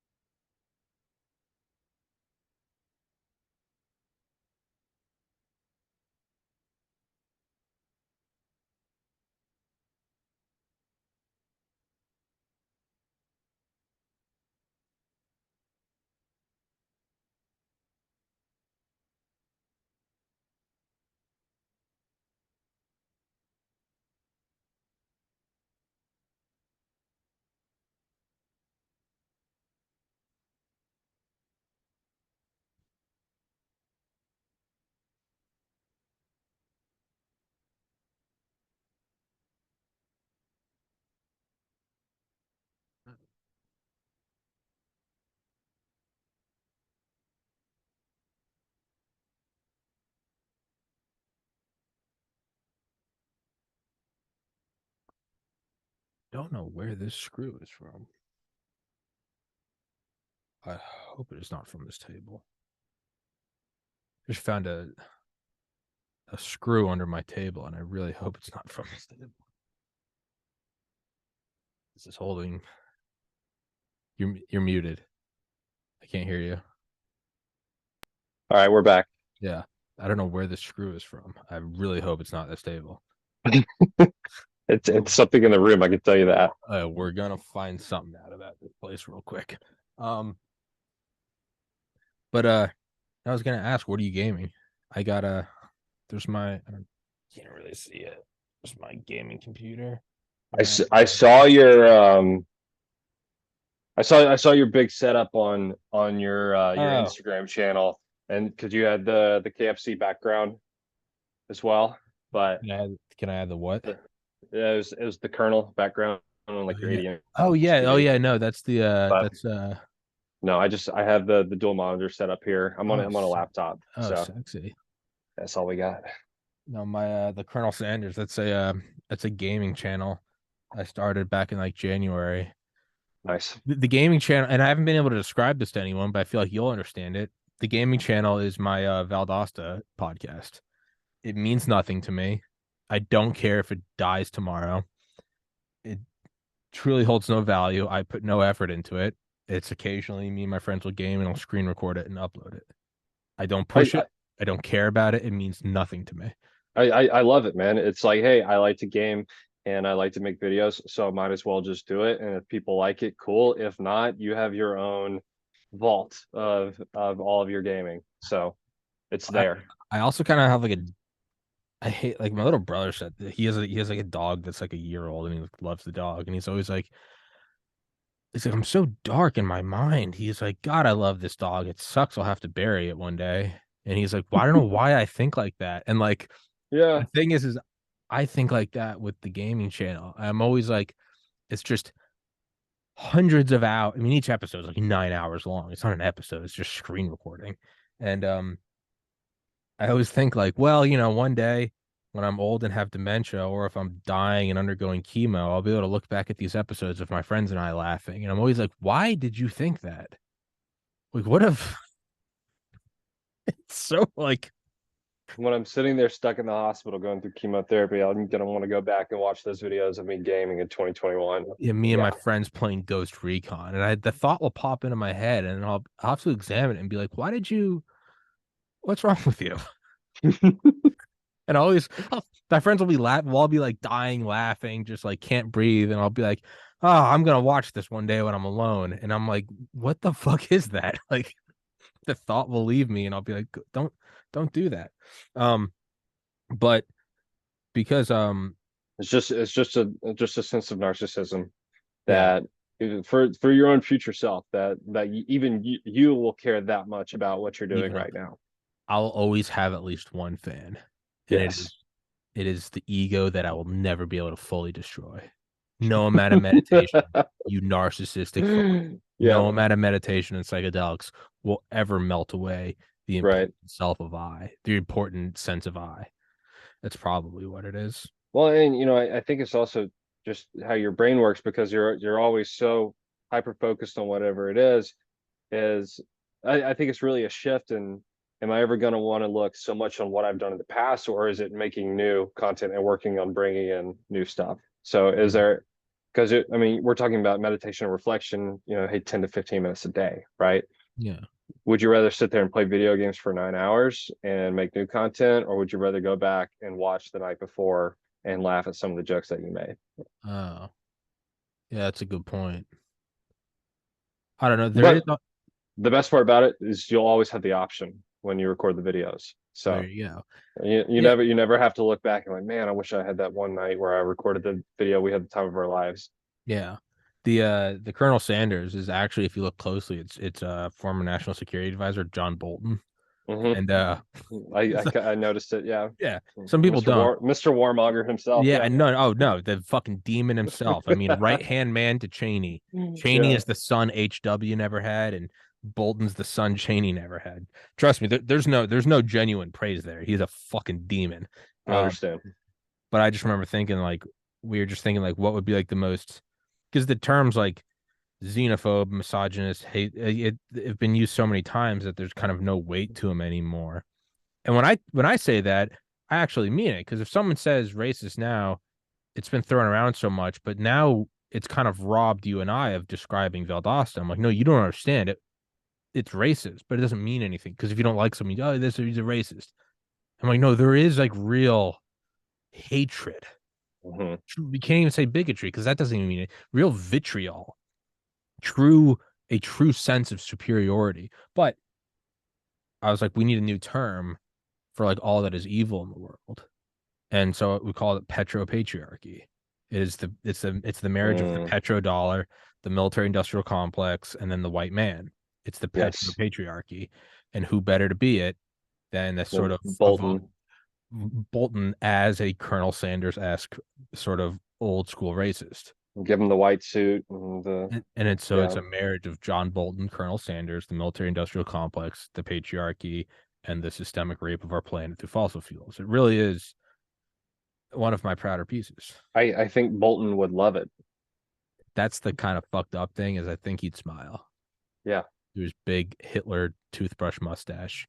I think he would grin. Yeah. John Even Bolton, even the coloration kind of screams that too, right? yeah, he won't respond to my emails. He won't come on my podcast. Neither will Dick Cheney. Neither will Barack Obama. But yes, you gotta shoot for the stars. Yeah, I was about to say, I mean, they're not going to come unless you ask. So got to start somewhere. I did ask Putin in January, and I now Yeah. know that he was probably a bit busy. Well, I'm also curious how you even go about asking him. Well, first find an email, Yeah. right? And I've developed my own law, Tommy's law. The easier it is to find an email, the harder it is to get a response.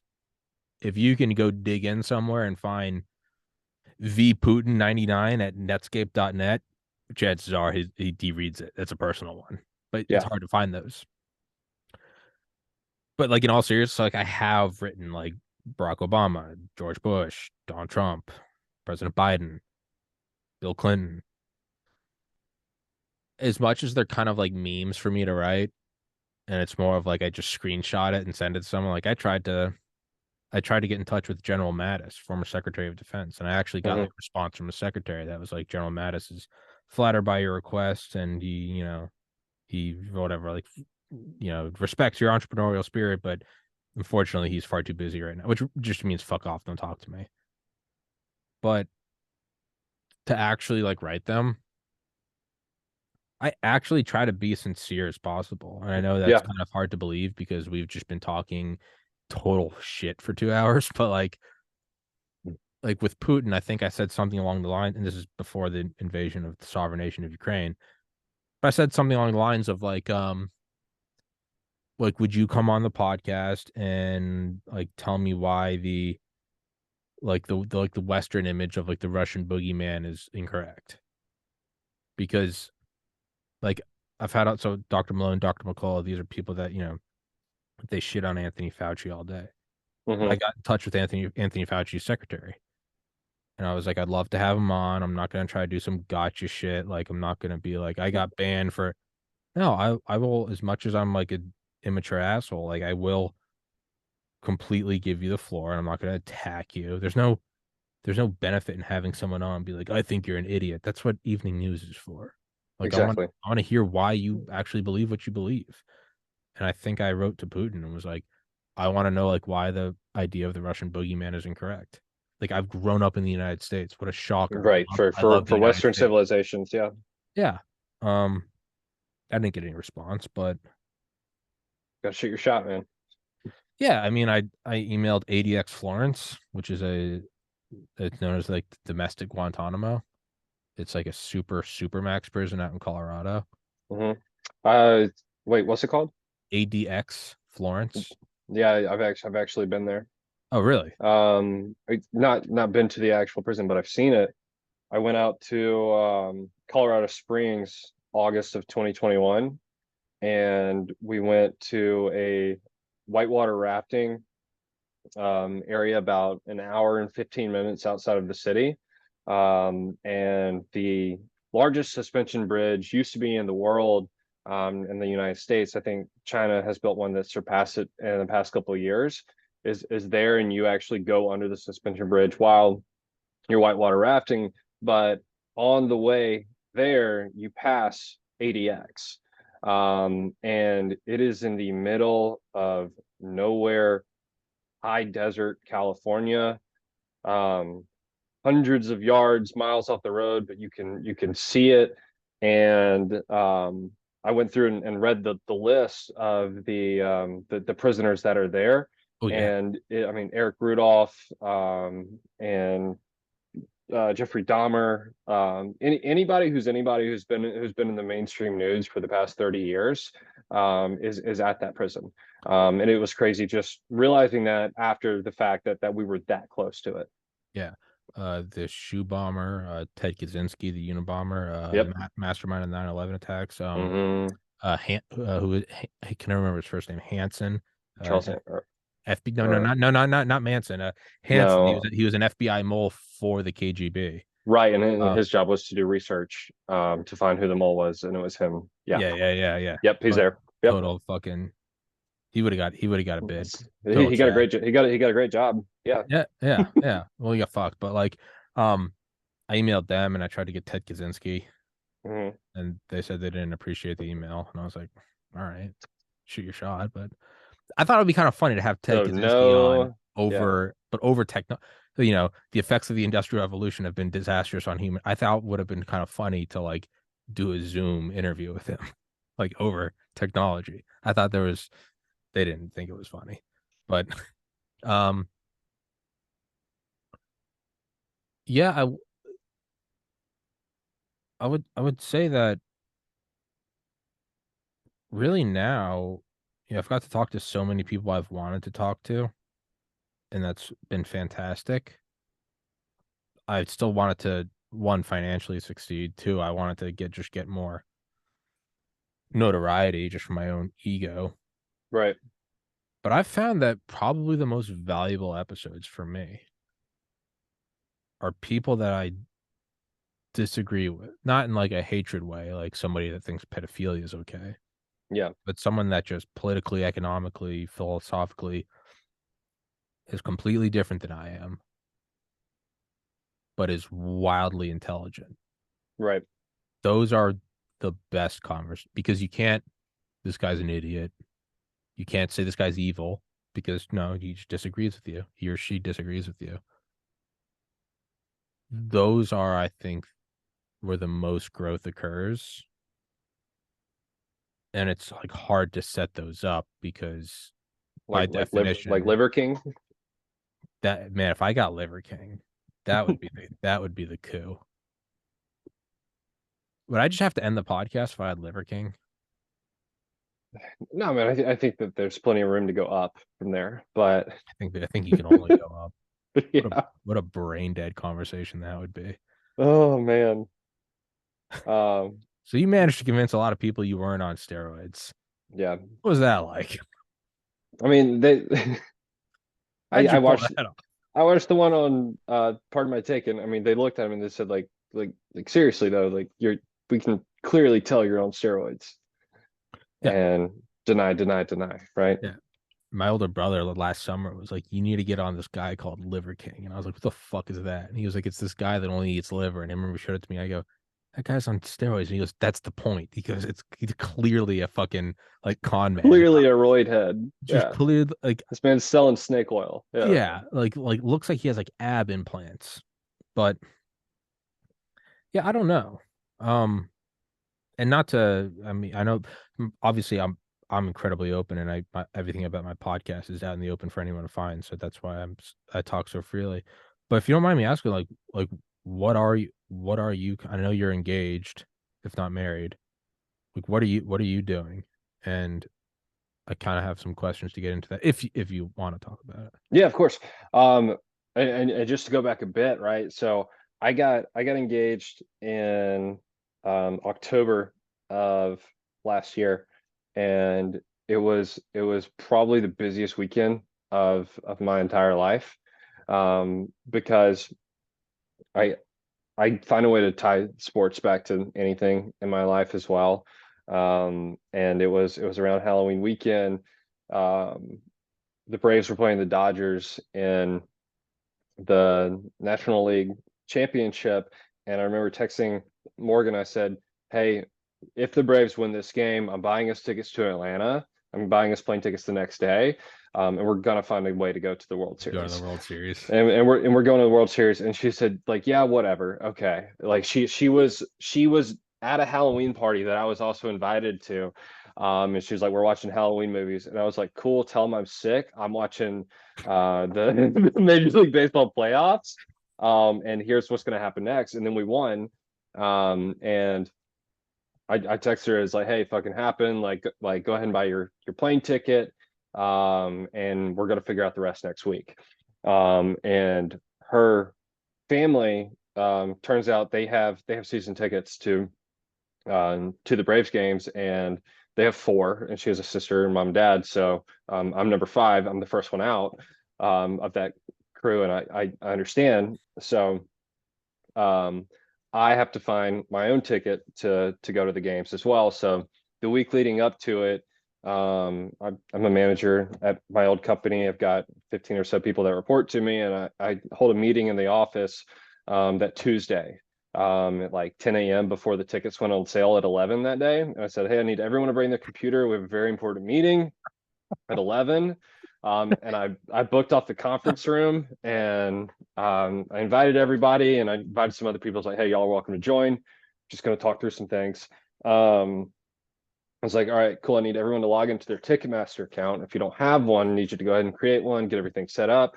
My boss walked in while we're doing this, and she said, oh, what are we talking about? And I said, hey, you're welcome to sit in on my lecture. I need you to go get your laptop if you'd like to join, though. If you have a Um, and Ticketmaster account. and if you have a Ticketmaster account, I need you to go ahead and log in. So we got in and tickets went on sale.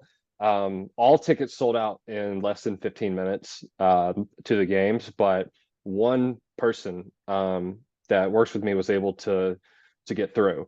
And we were able to get two tickets, and they were the very top left of the stadium, the worst seats in the house, but it was literally just buy first available, and got through.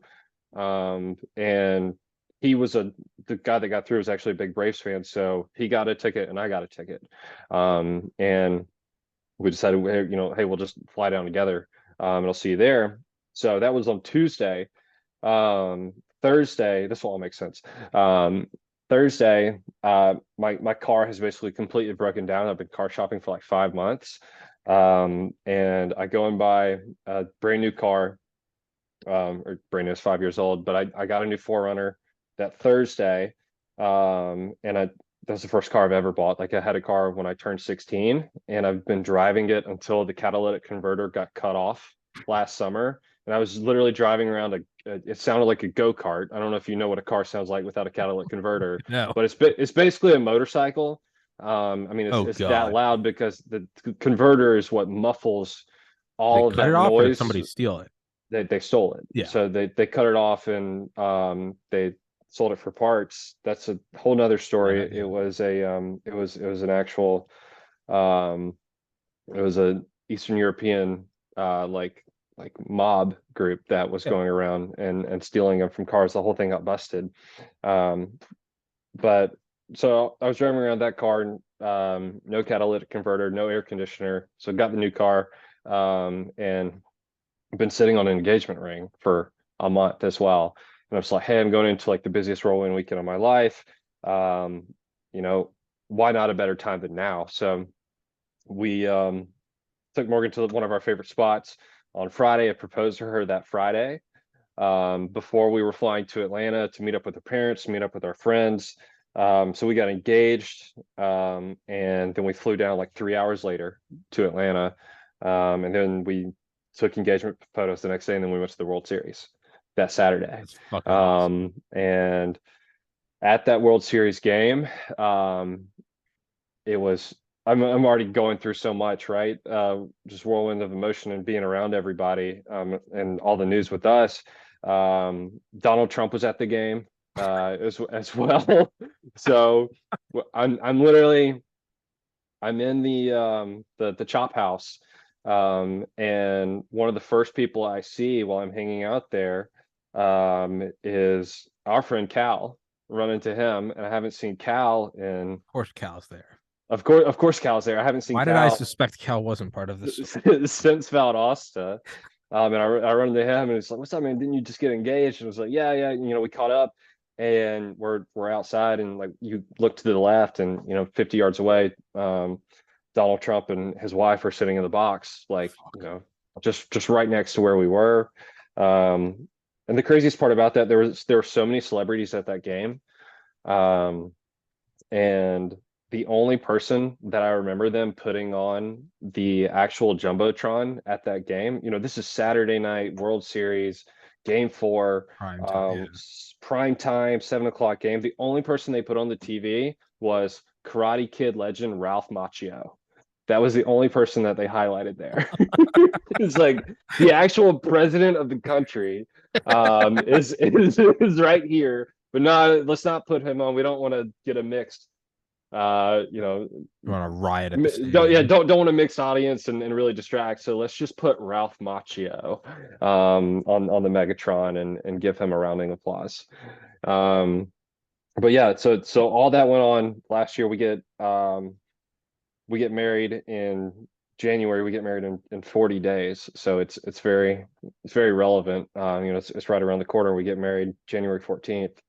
Oh shit! I don't know why in my mind that I was thinking you got married 40 days. No, it's No, okay. yeah, That was coming up. we've been engaged for over a year now. Gotcha. And we've been engaged for 13 and a half months, 14 months now. I think So my yeah, little brother was engaged for like 18, I think. yeah, it's a long time, man. Gives you plenty of time to plan and figure out all the details and deal with everything that comes with building a wedding party, and everyone who wants to be involved and who has their opinions, and putting it all together how you want it. So Who was how long, if you don't mind me asking, how long did you guys date?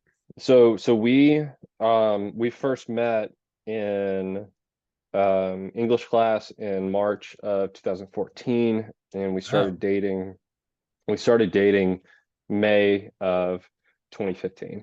awesome. So we've been together over 7 years. That's wild. Long time. Yeah.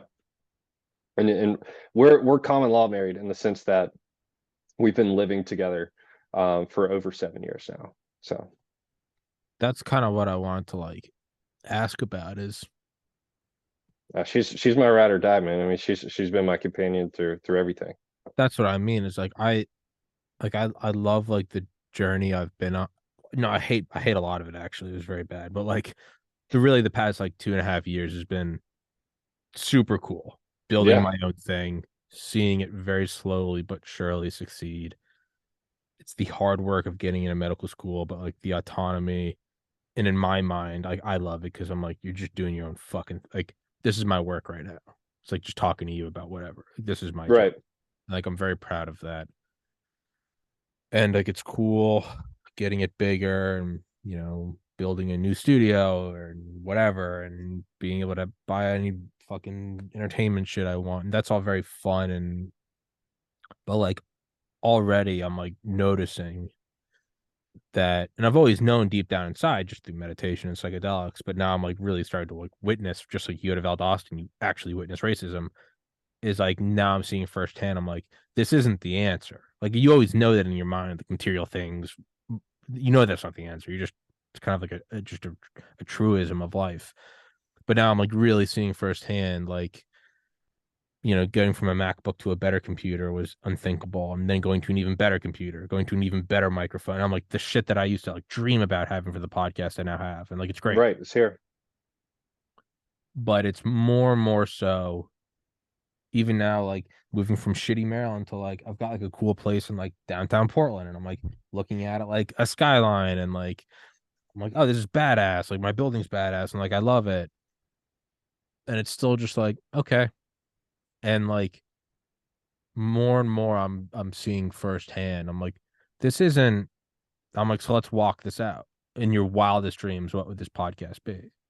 It would be like Rogan. In my wildest, most delusional dreams, I'm like, if that's what I could have, I'm not saying I'll get that, but if I could have, I'm like, yeah, it would just be the biggest. I would be able to talk to everyone, be able to talk to fucking Joe Biden and Vladimir Putin and like and everyone in between. Okay. And I'm like, that will be exciting for drawing on the podcast experience. I'm like, that will be exciting for a while. And then it will be normal. And then it'll be mundane. And then you won't even bat an eye at it. And I'm like, this isn't where it is. And that's part of the reason not part of this, the reason I moved up here was I started to have this realization like last about a year ago. I was in my apartment and like even that was like I never thought I'd ever actually move out of my parents' house. I thought I was just kind of fucked for life. I thought like my life is over. I just hit a wall. And I'm like, I have everything I want. I'm my own boss. I'm in my own apartment. I never thought I'd move out of my parents' house. And I was like, I kind of feel empty. Maybe I need to move up here. My parents in New Hampshire, my little brother is not that far from here. I was like, I need to start like populating my life with actual like loving experience. And that's why I moved up here. It's a total bitch and a half. But even now, love my apartment. It's so fucking cool. I never thought I'd own a place this cool. And like less than a month in, I'm like, it's cool. I like it. I'm very proud of it. Okay. I can't believe we got to an episode 1,000. Now what? Episode 2,000? Okay. And it's dawning on me more and more. The thing I've always known ethereally that racism exists versus experiencing it in Valdosta. I'm getting that firsthand. My little brother's married. He got married this past summer. Yeah. And like, although I love being my own, I literally wake up at noon every day. I get to interview whoever I want, any audiobook I want. I get to chat with the author. It's badass. I know a lot of people think he's Satan, and maybe rightfully so, but I got to go meet Alex Jones last New Year's. Fucking wild experience. Where did you see him? Dr. McCall is friends with him, and he was like, "Do you want to go meet Alex Jones?" And I was like, yeah. So like, me and my little brother lives in Austin. We went and we met Alex Jones. He had the documents. He had the data. The globalists, the Satanists. I'm telling you, they're vampires. They're raping the kids. I get to eat barbecue at like 9 a.m. in Austin. Like that was so cool. It was, but I'm like, I'm gonna keep going on this path because I want to. You just don't know what's next. It's not that I have an idea of what's next, but I'm realizing like if you had to have a job, which you do, and you have to have a source of money, I definitely don't think I could be happier. I've like fleshed that out. I've like fully maxed out that video game characteristic. It's the coolest job, but this is definitely not the fulfillment of life. And I'm realizing that I could never imagine having like a normal job or something. And then I look at my friends who do have quote unquote normal jobs, but like they're married with a dog. And I'm like, I'm pretty certain that they are far more like fulfilled and content than I am. And then I start going, oh, is that what the pursuit of all of this is? It's because I don't have something more grounded. So if you don't have something more grounded, you amplify everything else. I have no love in myself in my life, but now I have a chrome Lamborghini, and it's like, oh, that's not an accident that you have that. You have that because there's nothing else. Right. And that's what I'm kind of, and what psychedelics have taught me is like, don't ever shy away from the truth. If you feel truth and it's anxiety inducing, stare it in the eye because it's never going away. And so that's what I'm asking you about is like, even just talking, you kind of get a vibe over 1,000 episodes. You can kind of just pick up on people. Mm-hmm. And much like my little brother, you just seem very like life's good. And I have a very normal corporate 9 to 5 job, right? That's what I mean but you look more content than I am. And I feel like that's where I need to like start moving. So I want to dive into that a little bit, right? Because a lot of that started during the start of quarantine, right? Friday the 13th, March 13th was the first day that we ultimately. That was Friday the 13th. It was, yeah. So my last day in the office was Thursday, March 12th to 2020, and I remember talking to my boss at the time, who I'm still very close with, saw him last night. And I'm like unscrewing my desktop monitors and packing up my entire desk and taking stuff. He's like, why aren't you taking a whole binder of notebooks home? And he's like, I'll see you on Monday. I was just like, yeah, whatever, man. All right, cool. Yeah, I'm sure you'll see me on Monday. Just because, I'm following TVIX and I'm watching the market go down and I'm You're reading all the news like, and this I'm just, is yeah, I was like, all right, cool. Yeah, tomorrow's also Friday the 13th. You probably won't see me tomorrow. And you probably won't see me next week. And I came home and we didn't go back for a year and a half. And I was working from home. I got promoted while I was working from home, and I had to completely adjust to, the whole world was going through this, right? To adjusting to just being alone at our house and understanding like what that new norm is going to be like, how long it was going to be, when are things actually going to start to stabilize? Because at that time it was a pitfall, right? But after that year and a half, like the entire like corporate mindset started to shift when it came back to like going back to work and like what a new normal work week can look like and what your expectations out of other people were, because I went from just managing myself and working with those around me to being in charge of other people during this time and talking about how it was affecting them, what an effective week can look like for them, how they feel like they can still be productive and contribute and do their job when there's less oversight of, not even me being a over your shoulder person, but hey, there's not much there. Like if I'm not on the phone with you, I don't really know what's doing outside of the results that we talk about.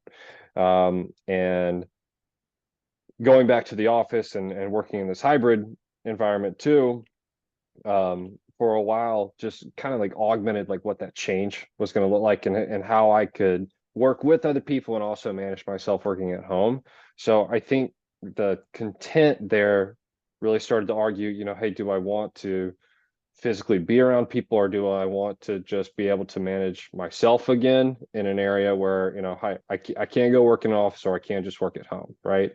And Morgan and I both chose to take new opportunities in February of this year, and we both work in the software industry now.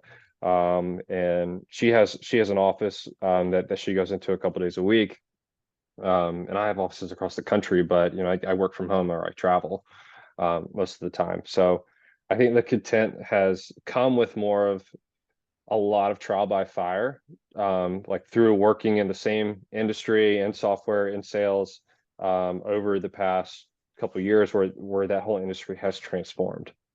And we've seen the tech rise and the tech fall through all of it too. So I think I'm still on edge, just like with the overall industry. I mean, you read the news, right? There's been a lot of shrinkage and layoffs in all those companies too. So I mean, like that's your push to contribute, find where you can be the greatest asset for the organization, areas that are going to offer the most growth and stability there. But it's always knowing that you have to have your resume put together, right? You have to be able to talk for your worth and really what can be next if there has to be something next. So yeah. And it's challenging though, man. Like, we talked about this. I met with everybody. We went out I had my bachelor party in San Diego this year, which was one of the cool. I don't know if you've ever been. It's one of the coolest cities that I've ever been to in my entire life. And then I drove up the California coast and stayed in Laguna Beach. And then I met with all my coworkers in like Irvine, Southern Los Angeles area. And one of the topics of conversation was, hey, if money didn't matter, what would you guys want to do? Right? Like what would be your job? And I feel like that answer for you a couple of years ago was, hey, I want to continue to be able to do this podcast, like with everything, just deck it out and like make sure that this is like the real deal and build my Joe Rogan man cave with all these fun tools the and games toys, and all my toys, my flamethrower guns and all this stuff. And you know, it's really cool to like hear everyone's answer that's doing the same job as me, that most of them are, you know, a decade older than me. They have families, they have kids, they have other obligations that fill their schedule way surpass what I have as well. But knowing that they'd all be like, oh no, I'd rather go live on a farm and raise animals, Hmm. or open a podcast, or basically travel around with my kids and make Instagram videos and be a, you know, bullshit Instagram influencer and like sell surfboards or something, right? Yeah. Yeah. It's yeah, I always asked myself, yeah, what like that Alan Watts always had is what would you do if money was no object? And like I've ultimately concluded that even if it turned out this life was a simulation and like none of this was real, meaning that like respect didn't matter, clout didn't matter, none of it mattered,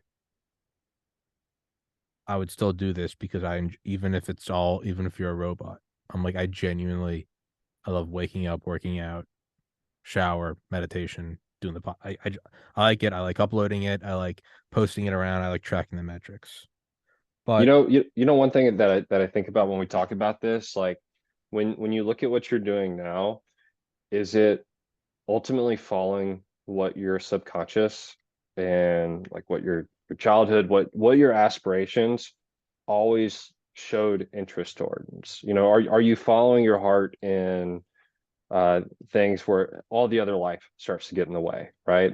You know, to bring Valdosta back, when I was doing the uh the research on campus, I was building the underwater remotely operated vehicles, the, you know, remote control submarine. And we were going down to the ocean floor and we were gathering sediment from mineral rich areas, and we are bringing them back because they had a lot of bacteria in them that we could ultimately harvest cancer drugs from.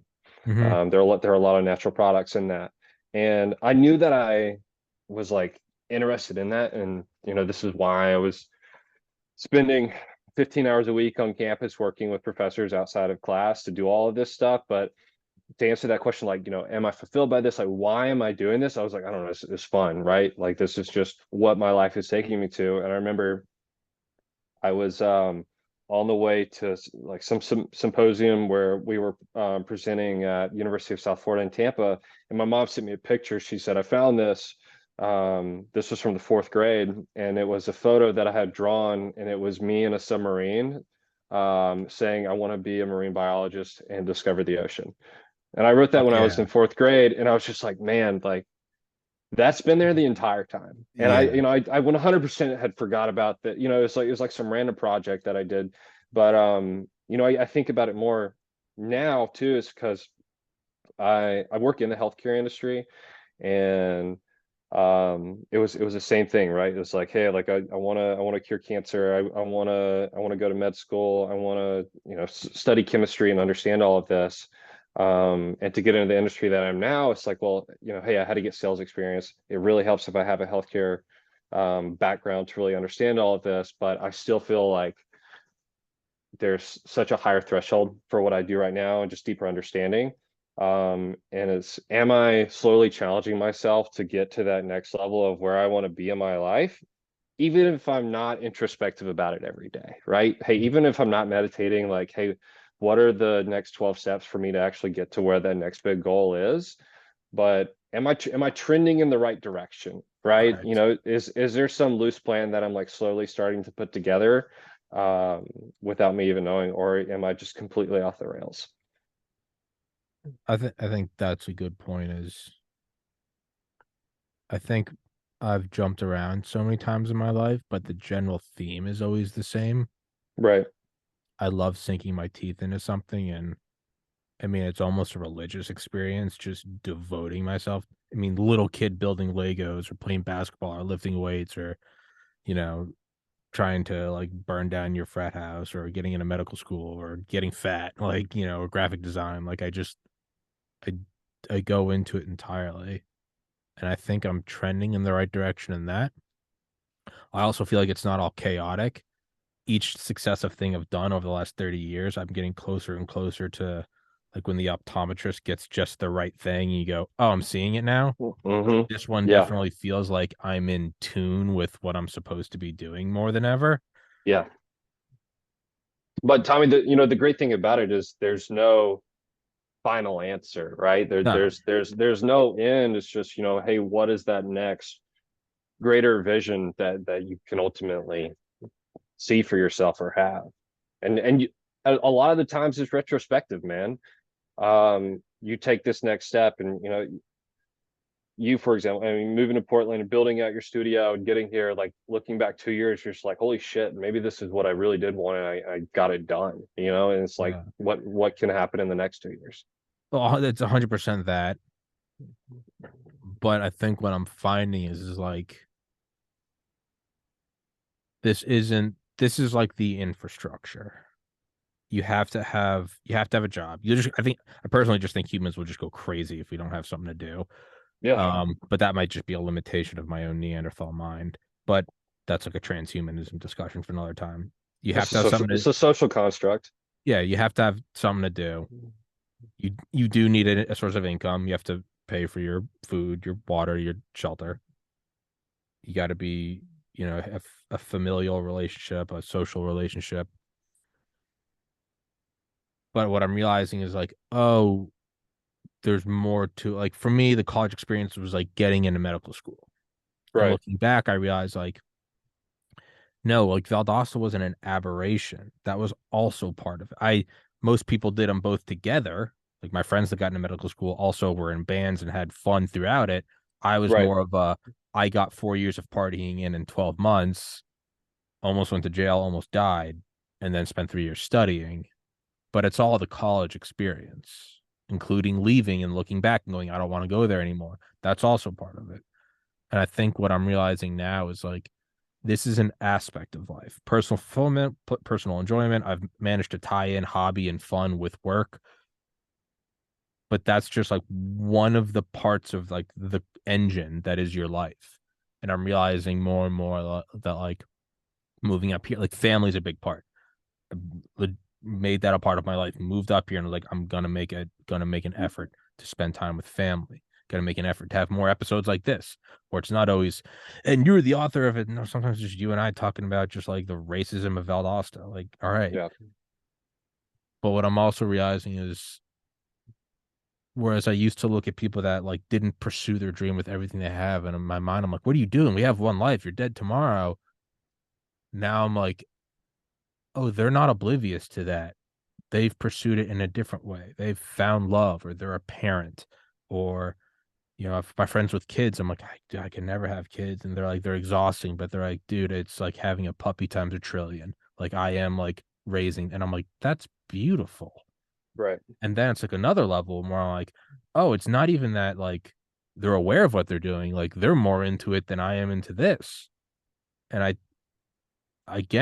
think what I'm really starting to realize is like just how little I know, and that although this is great, and it's so cheesy, but like the best things in life are free. Like finding a loving partner. What did McCandless say in his book Into the Wild? Remember the kid that like ran the famous picture of him in front of the bus in Alaska?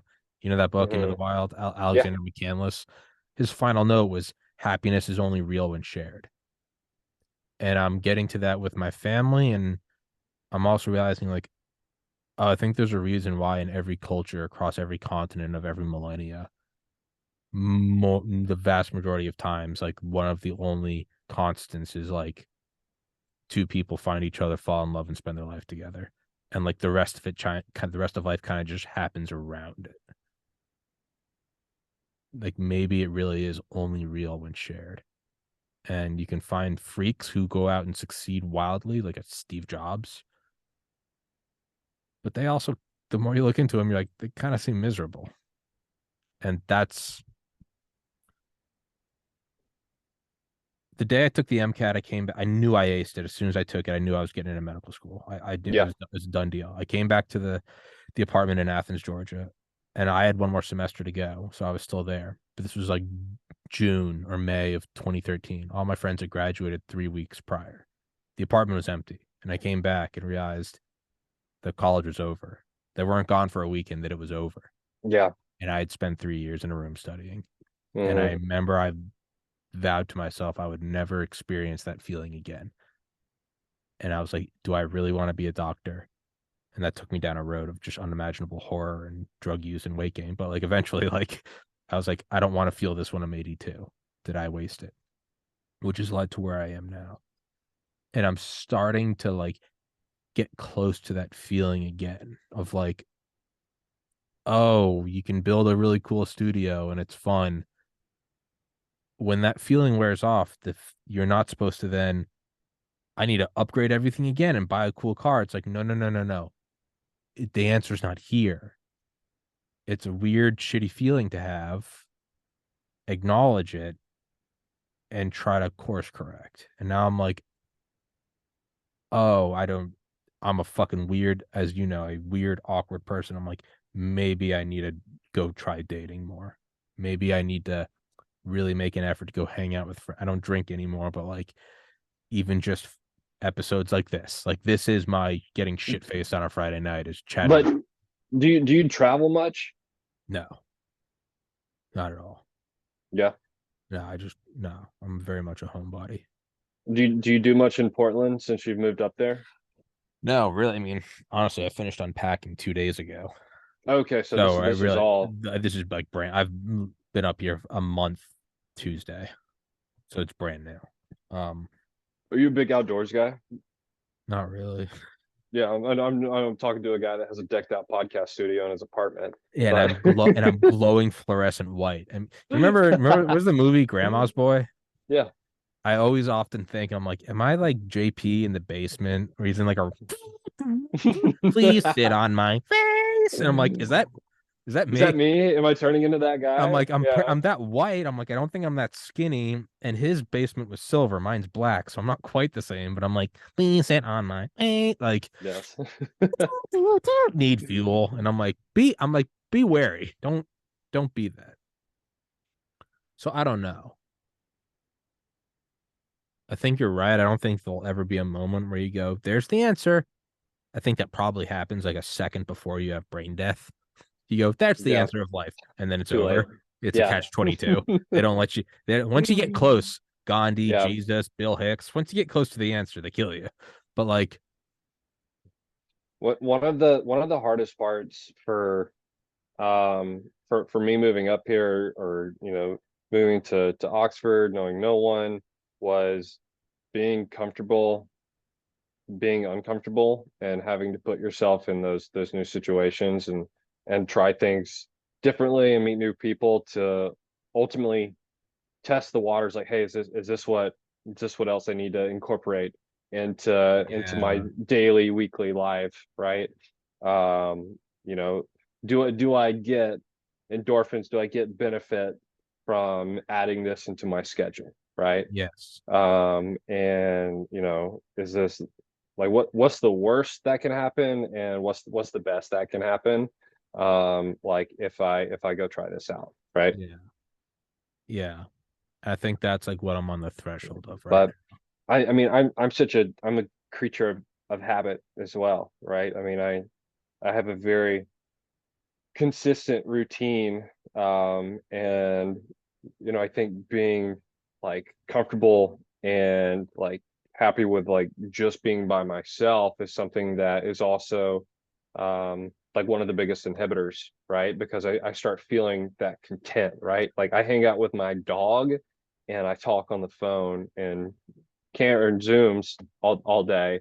And more, my wife and be like, you haven't left the house in a couple of days, like, and I do things on the weekend, like I go out and see everybody, but during the week, I kind of buckle down. Like, I love Yeah. just cooking at the house. I work out here, I exercise just in my neighborhood, as well, so I'm very much in my bubble a lot of the week.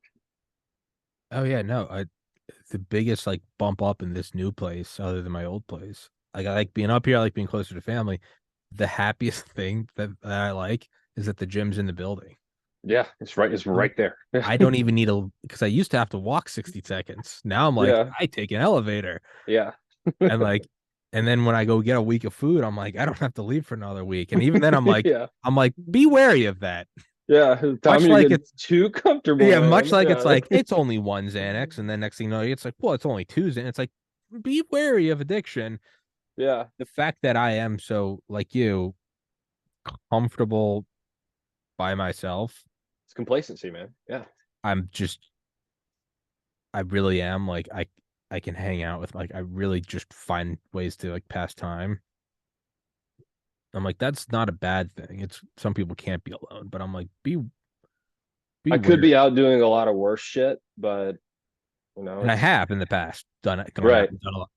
That's kind Yeah. of another thing though, is like I'm coming off of like several years of just destroying my life. And so another part of me is also like very like it's like playing a video game and you've used 3 lives and you're down to your final life. Part of me is like, I have nearly destroyed everything I love in this world. Hmm. That in a way that made Valdosta look like a walk in the park.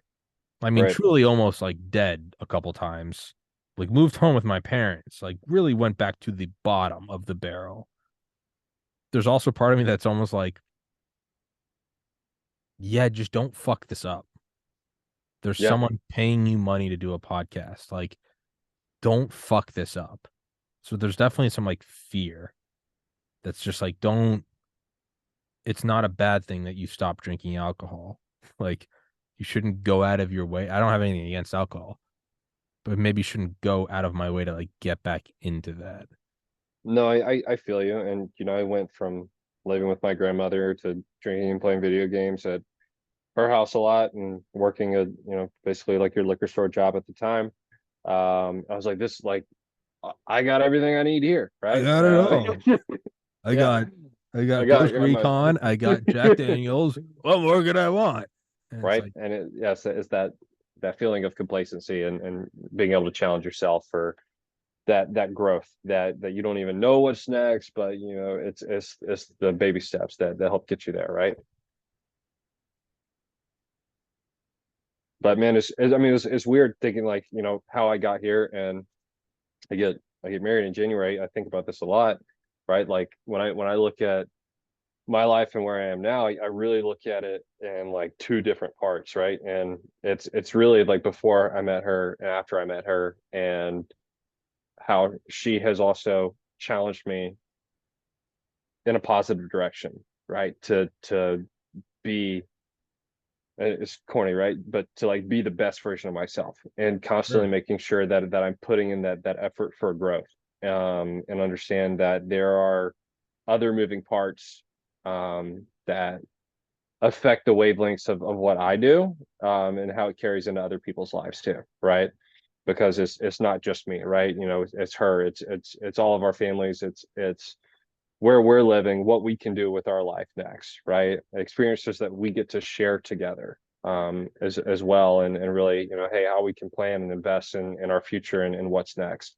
And that doesn't just come with, me sitting at home and playing video games and watching football. As much as I love to do that, right? It's finding a healthy balance and having your work, and like we both work 9 to 5 jobs, but it's making sure that you're also investing in yourself and your future outside of that you're giving to someone else or to another organization, Yeah. which is different because in the sense like you're investing in your podcast, which is very enamored in like who you are, because it's you, and it's public, Sure. and it is, like communication like that as well. But like what does that other side of your life look like when it's not On podcast, camera. Yeah. when it's not on camera related, right?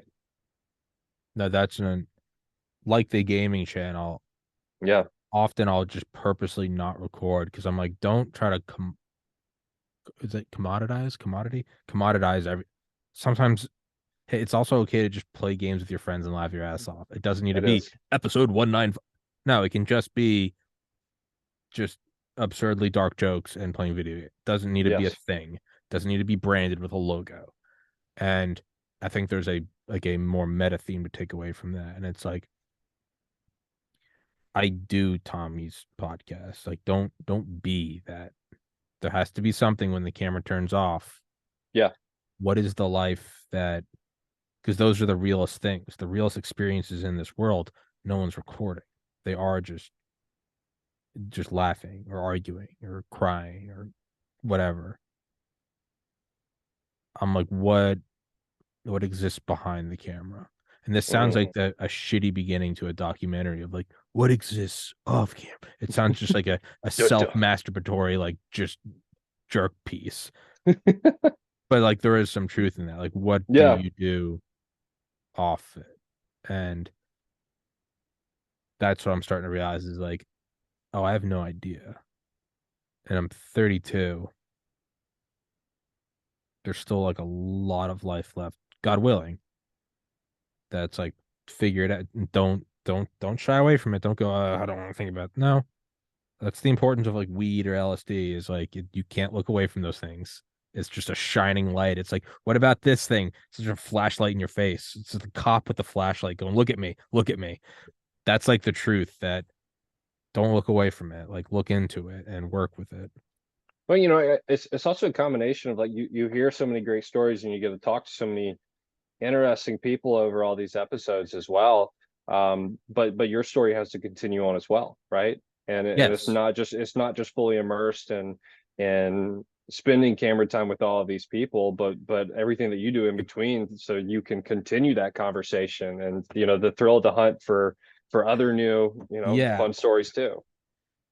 Yeah, like everything we've talked about on this podcast hasn't been like a past podcast. That was all shit that like no one luckily can prove happens. Like our experience in Valdosta, right? None of it was like, here's the new It was just like, no, we're gonna go fucking kidnap this thing, or we're gonna go fucking spray Right. paint this, or we're gonna go light these mailboxes on fire. It was never like on episode 9 of Pledgeship. It was like that was just the life. And then like you look back on it, you draw on those.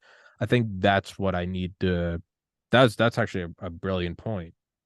Is like my life has to continue. It can't just be like there needs to be I'm doing things now that one day I'll look back on and laugh at in the same way I laugh at Valdosta. And right now I'm not doing that. That's a good point. Well, you live in a dope city, man. Yeah, I And need to explore this place yeah, well, it's gonna be hard for the next 3 months, I feel like. because it's buckling into the tundra. It's like make sure there's enough wheat in the silos and that we have firewood because winter's I coming. I know. I feel like you moved up like right before everybody leaves. So like, all right, Tommy, we'll see you in April. Yeah. And it kind of does feel almost like medieval. Like the sun But gets lower earlier, and it's like get inside before the darkness comes. well, Like I will tell you this is where Dr. Malone's advice for taking vitamin D and our advice on being complacent with yourself actually do come hand in hand. yes, Um, or get really used to the cold, right? yeah, So yeah, um, combination of all of it, man. yeah. Well, let's so let's bring this one to a close because we're coming up on a clean 2.5. Well, no, you came in at 4:15. You fucked up every. I'm normally 15 minutes late for every guest. I'm Uh, literally always 15 minutes late, and I well, never I think I mean, will. we timed it perfect. Yeah, So no. But yeah, no. So kind of wrapping it up then. Well, one, it is an odd thing that we did have that like couple month stint of like talking and doing podcasts after 5 years of literally no communication. who was the other guy that we talked to as well? I don't know. Was it Miguel? Oh my, I haven't talked to Miguel since then either. Was that him? Miguel, holy Yeah. shit. But I never even knew Miguel. Like I knew you before. No, we just you randomly met him somehow. Yeah. What a weird fucking like a coalescing of like particles. Yeah. Just this odd reaction that occurred. But I now look back at it and I'm like, I actually probably am gonna like watch that because what a weird bookmark of like now that I know what has happened over the next 5 years. Yeah. That's fucking. And then again, like yeah, you just I don't think I've talked to you since then. And I did episode 1,000. And I got like a snap from you, and you were just like, you're like, I was congrats, man. all And I was like, hey, it's Alex. What's up, dude? I was always there. Yeah. Always there, watching, waiting, drinking Yes. in the closet. Um, Just waiting for episode 1,000. Yeah. just waiting there, just fucking with a leather belt around your neck. You're like, come on, I'm getting close, Tommy. So yeah, surely Tommy will have this down by episode 1,000. Yeah. Surely that's when you felt safe to come on. Yeah. You waited for the episode 1,000. Other guests were like, let me see some of your work. You're like, I'm waiting for 1,000. I'm waiting for 3 years, and he hasn't been jailed. And you're like, it's safe. Yes. Biggest critic. Yep. Yeah. This is the most elite episode. It took 1,000 for me to get this guy on. Not the guy that walked on the moon. Alex Etheridge is my. You were my trophy. You were the one I will Right. lead emails with from now You're on. you're white whale. Yeah. You may have heard of his work in Valdosta, Georgia, including drinking Mr. Boston's till he vomited on himself. I don't know if you're aware of some of his work. It's Cannot confirm or deny. Yeah. nor would I. What is and obviously we'll do this again. 'Cause this is I need these episodes. This was Yeah, of very course, man. very deeply philosophical for me. What would be your advice for I've well, you've kind of given me your advice. So now it's just kind of a cheesy question. But I think your advice is pretty make sure that my story goes on outside of this. One of my biggest um challenges to myself, like over the past couple of years and during quarantine, to fight that like complacency or like where I am in my life is understanding what I want my hobbies to be and just like baby steps towards them, right? Yeah. And understand that it's fine to walk away from them if it's not something that overall interests you, right? But I feel like we're at a time in our lives where it's fun to have hobbies and things to talk about and share with other people. Even more so to help build connections as we do get older and you know making friends is a little more difficult when you're 30, 31, 32 years old and you don't have kids and you're going to elementary school to drop them off or soccer games, right? So Yeah. That's very true. yeah, There the podcast has kind of been like a cop out for me because I can meet people through it. yeah, There's a comedian, Ray Kump, and he goes, not everything about heroin addiction is bad. You try making friends after 30. Because when you need a cop's fentanyl, you'll find someone and you guys will you, bond. this is true, man. The things that you will do to build companionship and the people you that you try will meet. you try making friends after 30. Yeah. That Yeah. is the silver lining of a fentanyl addiction. You try making Uh, you're not right. wrong. Jokingly dropping, hey, you know where to get some drugs? Yeah. Ha ha ha ha. I'll fucking suck you See, off yeah, right now. yeah, Is yeah, your wife seeing the at work? I'll reaction, suck you off right now for some fentanyl. You got it? I'll drain your balls. seeing the reactions that you get. Dude, I thought I saw somebody. I know I said we'd wrap this up. I thought I saw someone die my first night here. There's some dude Really across the street. I'm not even kidding. I have a video of it, but I didn't know because I now think the person was mentally ill and I don't want to spotlight it. yeah. But nonetheless I was watching it. This dude was just screaming at like 2 a.m. Just across the street. He's just on like a deck of this house. It's like a Yeah. house in the middle of the city. And I was just watching and I was like, this is interesting. And then I thought I heard two voices and I started to think, I was like, oh, is somebody being like attacked? Mm. And then I really kind of like he would come in and out of like the street light, and I realized it was just one tall dude, just like a tall, skinny guy. And I was like, oh. And I was like, maybe he's just shit fit. Because my first instance was like, I have absolutely stood on the front porch of a house at 2 a.m. screaming drunk. Yeah. Yeah, he's having a good night. It's not totally uncommon. Yeah. Not at all. And I'm like, oh, this is something good happened. Whatever. Um, and then like he kept going and going and going, and I realized his movements were kind of like jerky, almost like the alien in Men in Black, like sugar, water, like that. Mm-hmm. He's very like just. And I was like, Mm-hmm. and I'm just kind of watching it. And, like there's just stuff, just boxes packed everywhere, and I'm like looking at it, I'm like, what the fuck is this? And then like he falls down the stairs off the front porch, which is like 9, 10 stairs. He falls down and like smacks the sidewalk, and you just go, oh fuck. And I'm watching, and I'm like, let's go. And he like gets up. And like I thought he was like done because he hit his head. And I'm like, that Yeah. might have been it. And he gets up and I'm like, oh thank God. And I'm like looking at there's like a big thermometer on a building. And I'm like, oh, it's like 30 degrees out. I'm like, it's all right, whatever. And he stands up and he starts like humping this telephone pole. I'm like, bold, okay. And then like I see like this girl park her car across the street, and in my mind, I'm like, I hope she's not going near that guy. Like she sees him, like beelines it away. So much like you on the roof of the Pie Cap House, I'm just watching this from a God's eye view, just detached, watching it. And then he like goes over and he starts like humping this car. And now we're like 10 minutes in, this guy's screaming. Movements are very jerky. And now I'm like not laughing anymore. I'm like, this is crack. He's on crack. And then I'm like, he might be having like a schizophrenic episode. And then at one point he just freezes, puts his arms out like Christ, and falls back. But his head hit the grass this time. So I'm like, I don't think he's dead. And he's laying on the sidewalk. And it's 30 degrees out. And they always say homeless people should sleep on something elevated because the earth is a heat sink and you will freeze to death.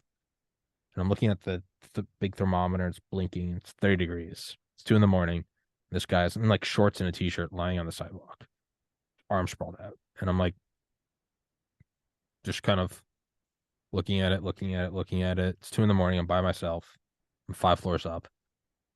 And I'm like, someone should do something. And I'm like, oh, fuck, do I have to be the person to do something? So And I'm many other like, people around. and there's no one out. And I'm just like, I'm gonna go shower. And if he's still here in 5 minutes, I'll call the police. And I'm like, I'm like, I'll allow that. I can live with myself 5 more minutes. He won't die yet. Go to the shower and come out. I see all these like flashing lights outside when I get out of the shower. So I go and look at it. And there's a fire truck, and ambulance, and some cops. And they're all approaching him. And the cops are approaching with like their hands on like their guns.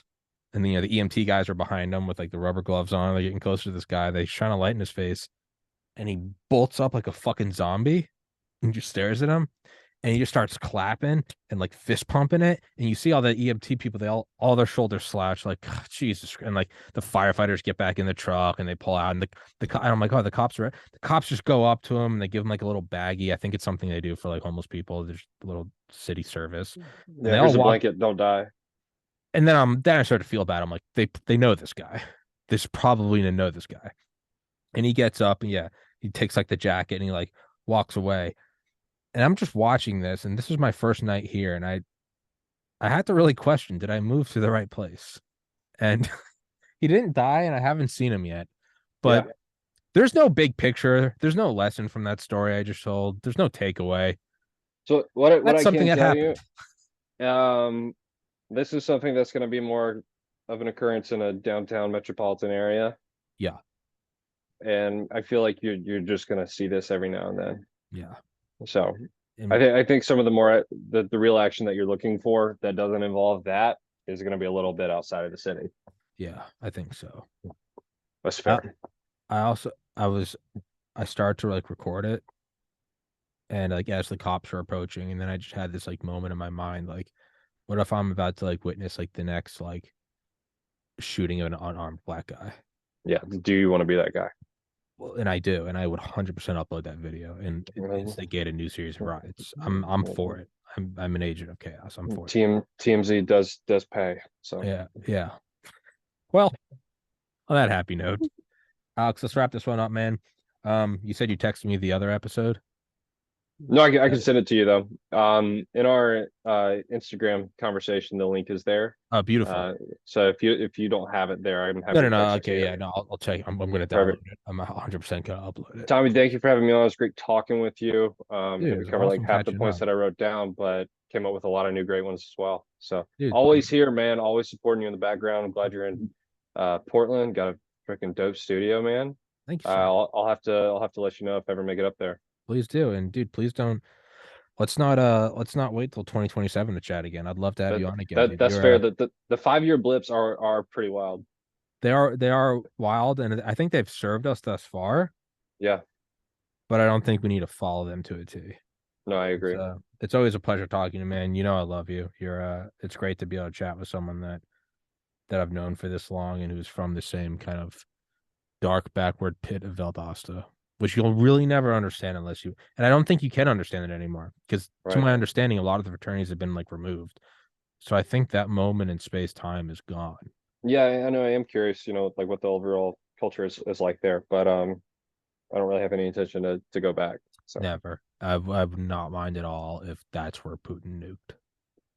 Do you think that's like a tit for tat? If they nuke Valdosta, Biden won't launch a full scale response. He'll be like, I understand why you did that. yeah, I That'd be don't a know where it brokering. would fall on his radar. Yeah. Would that be a brokering chip?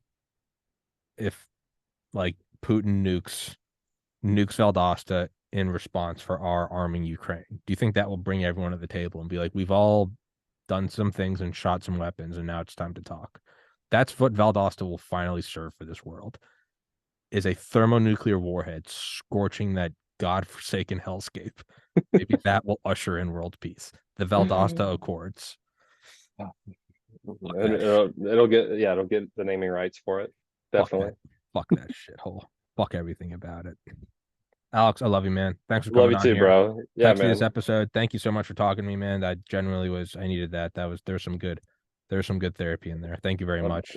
of course, brother. Glad we could catch up. We'll see you soon. Oh yeah, man. I'll text this episode when it's up. Everybody, thanks so much for listening. God bless.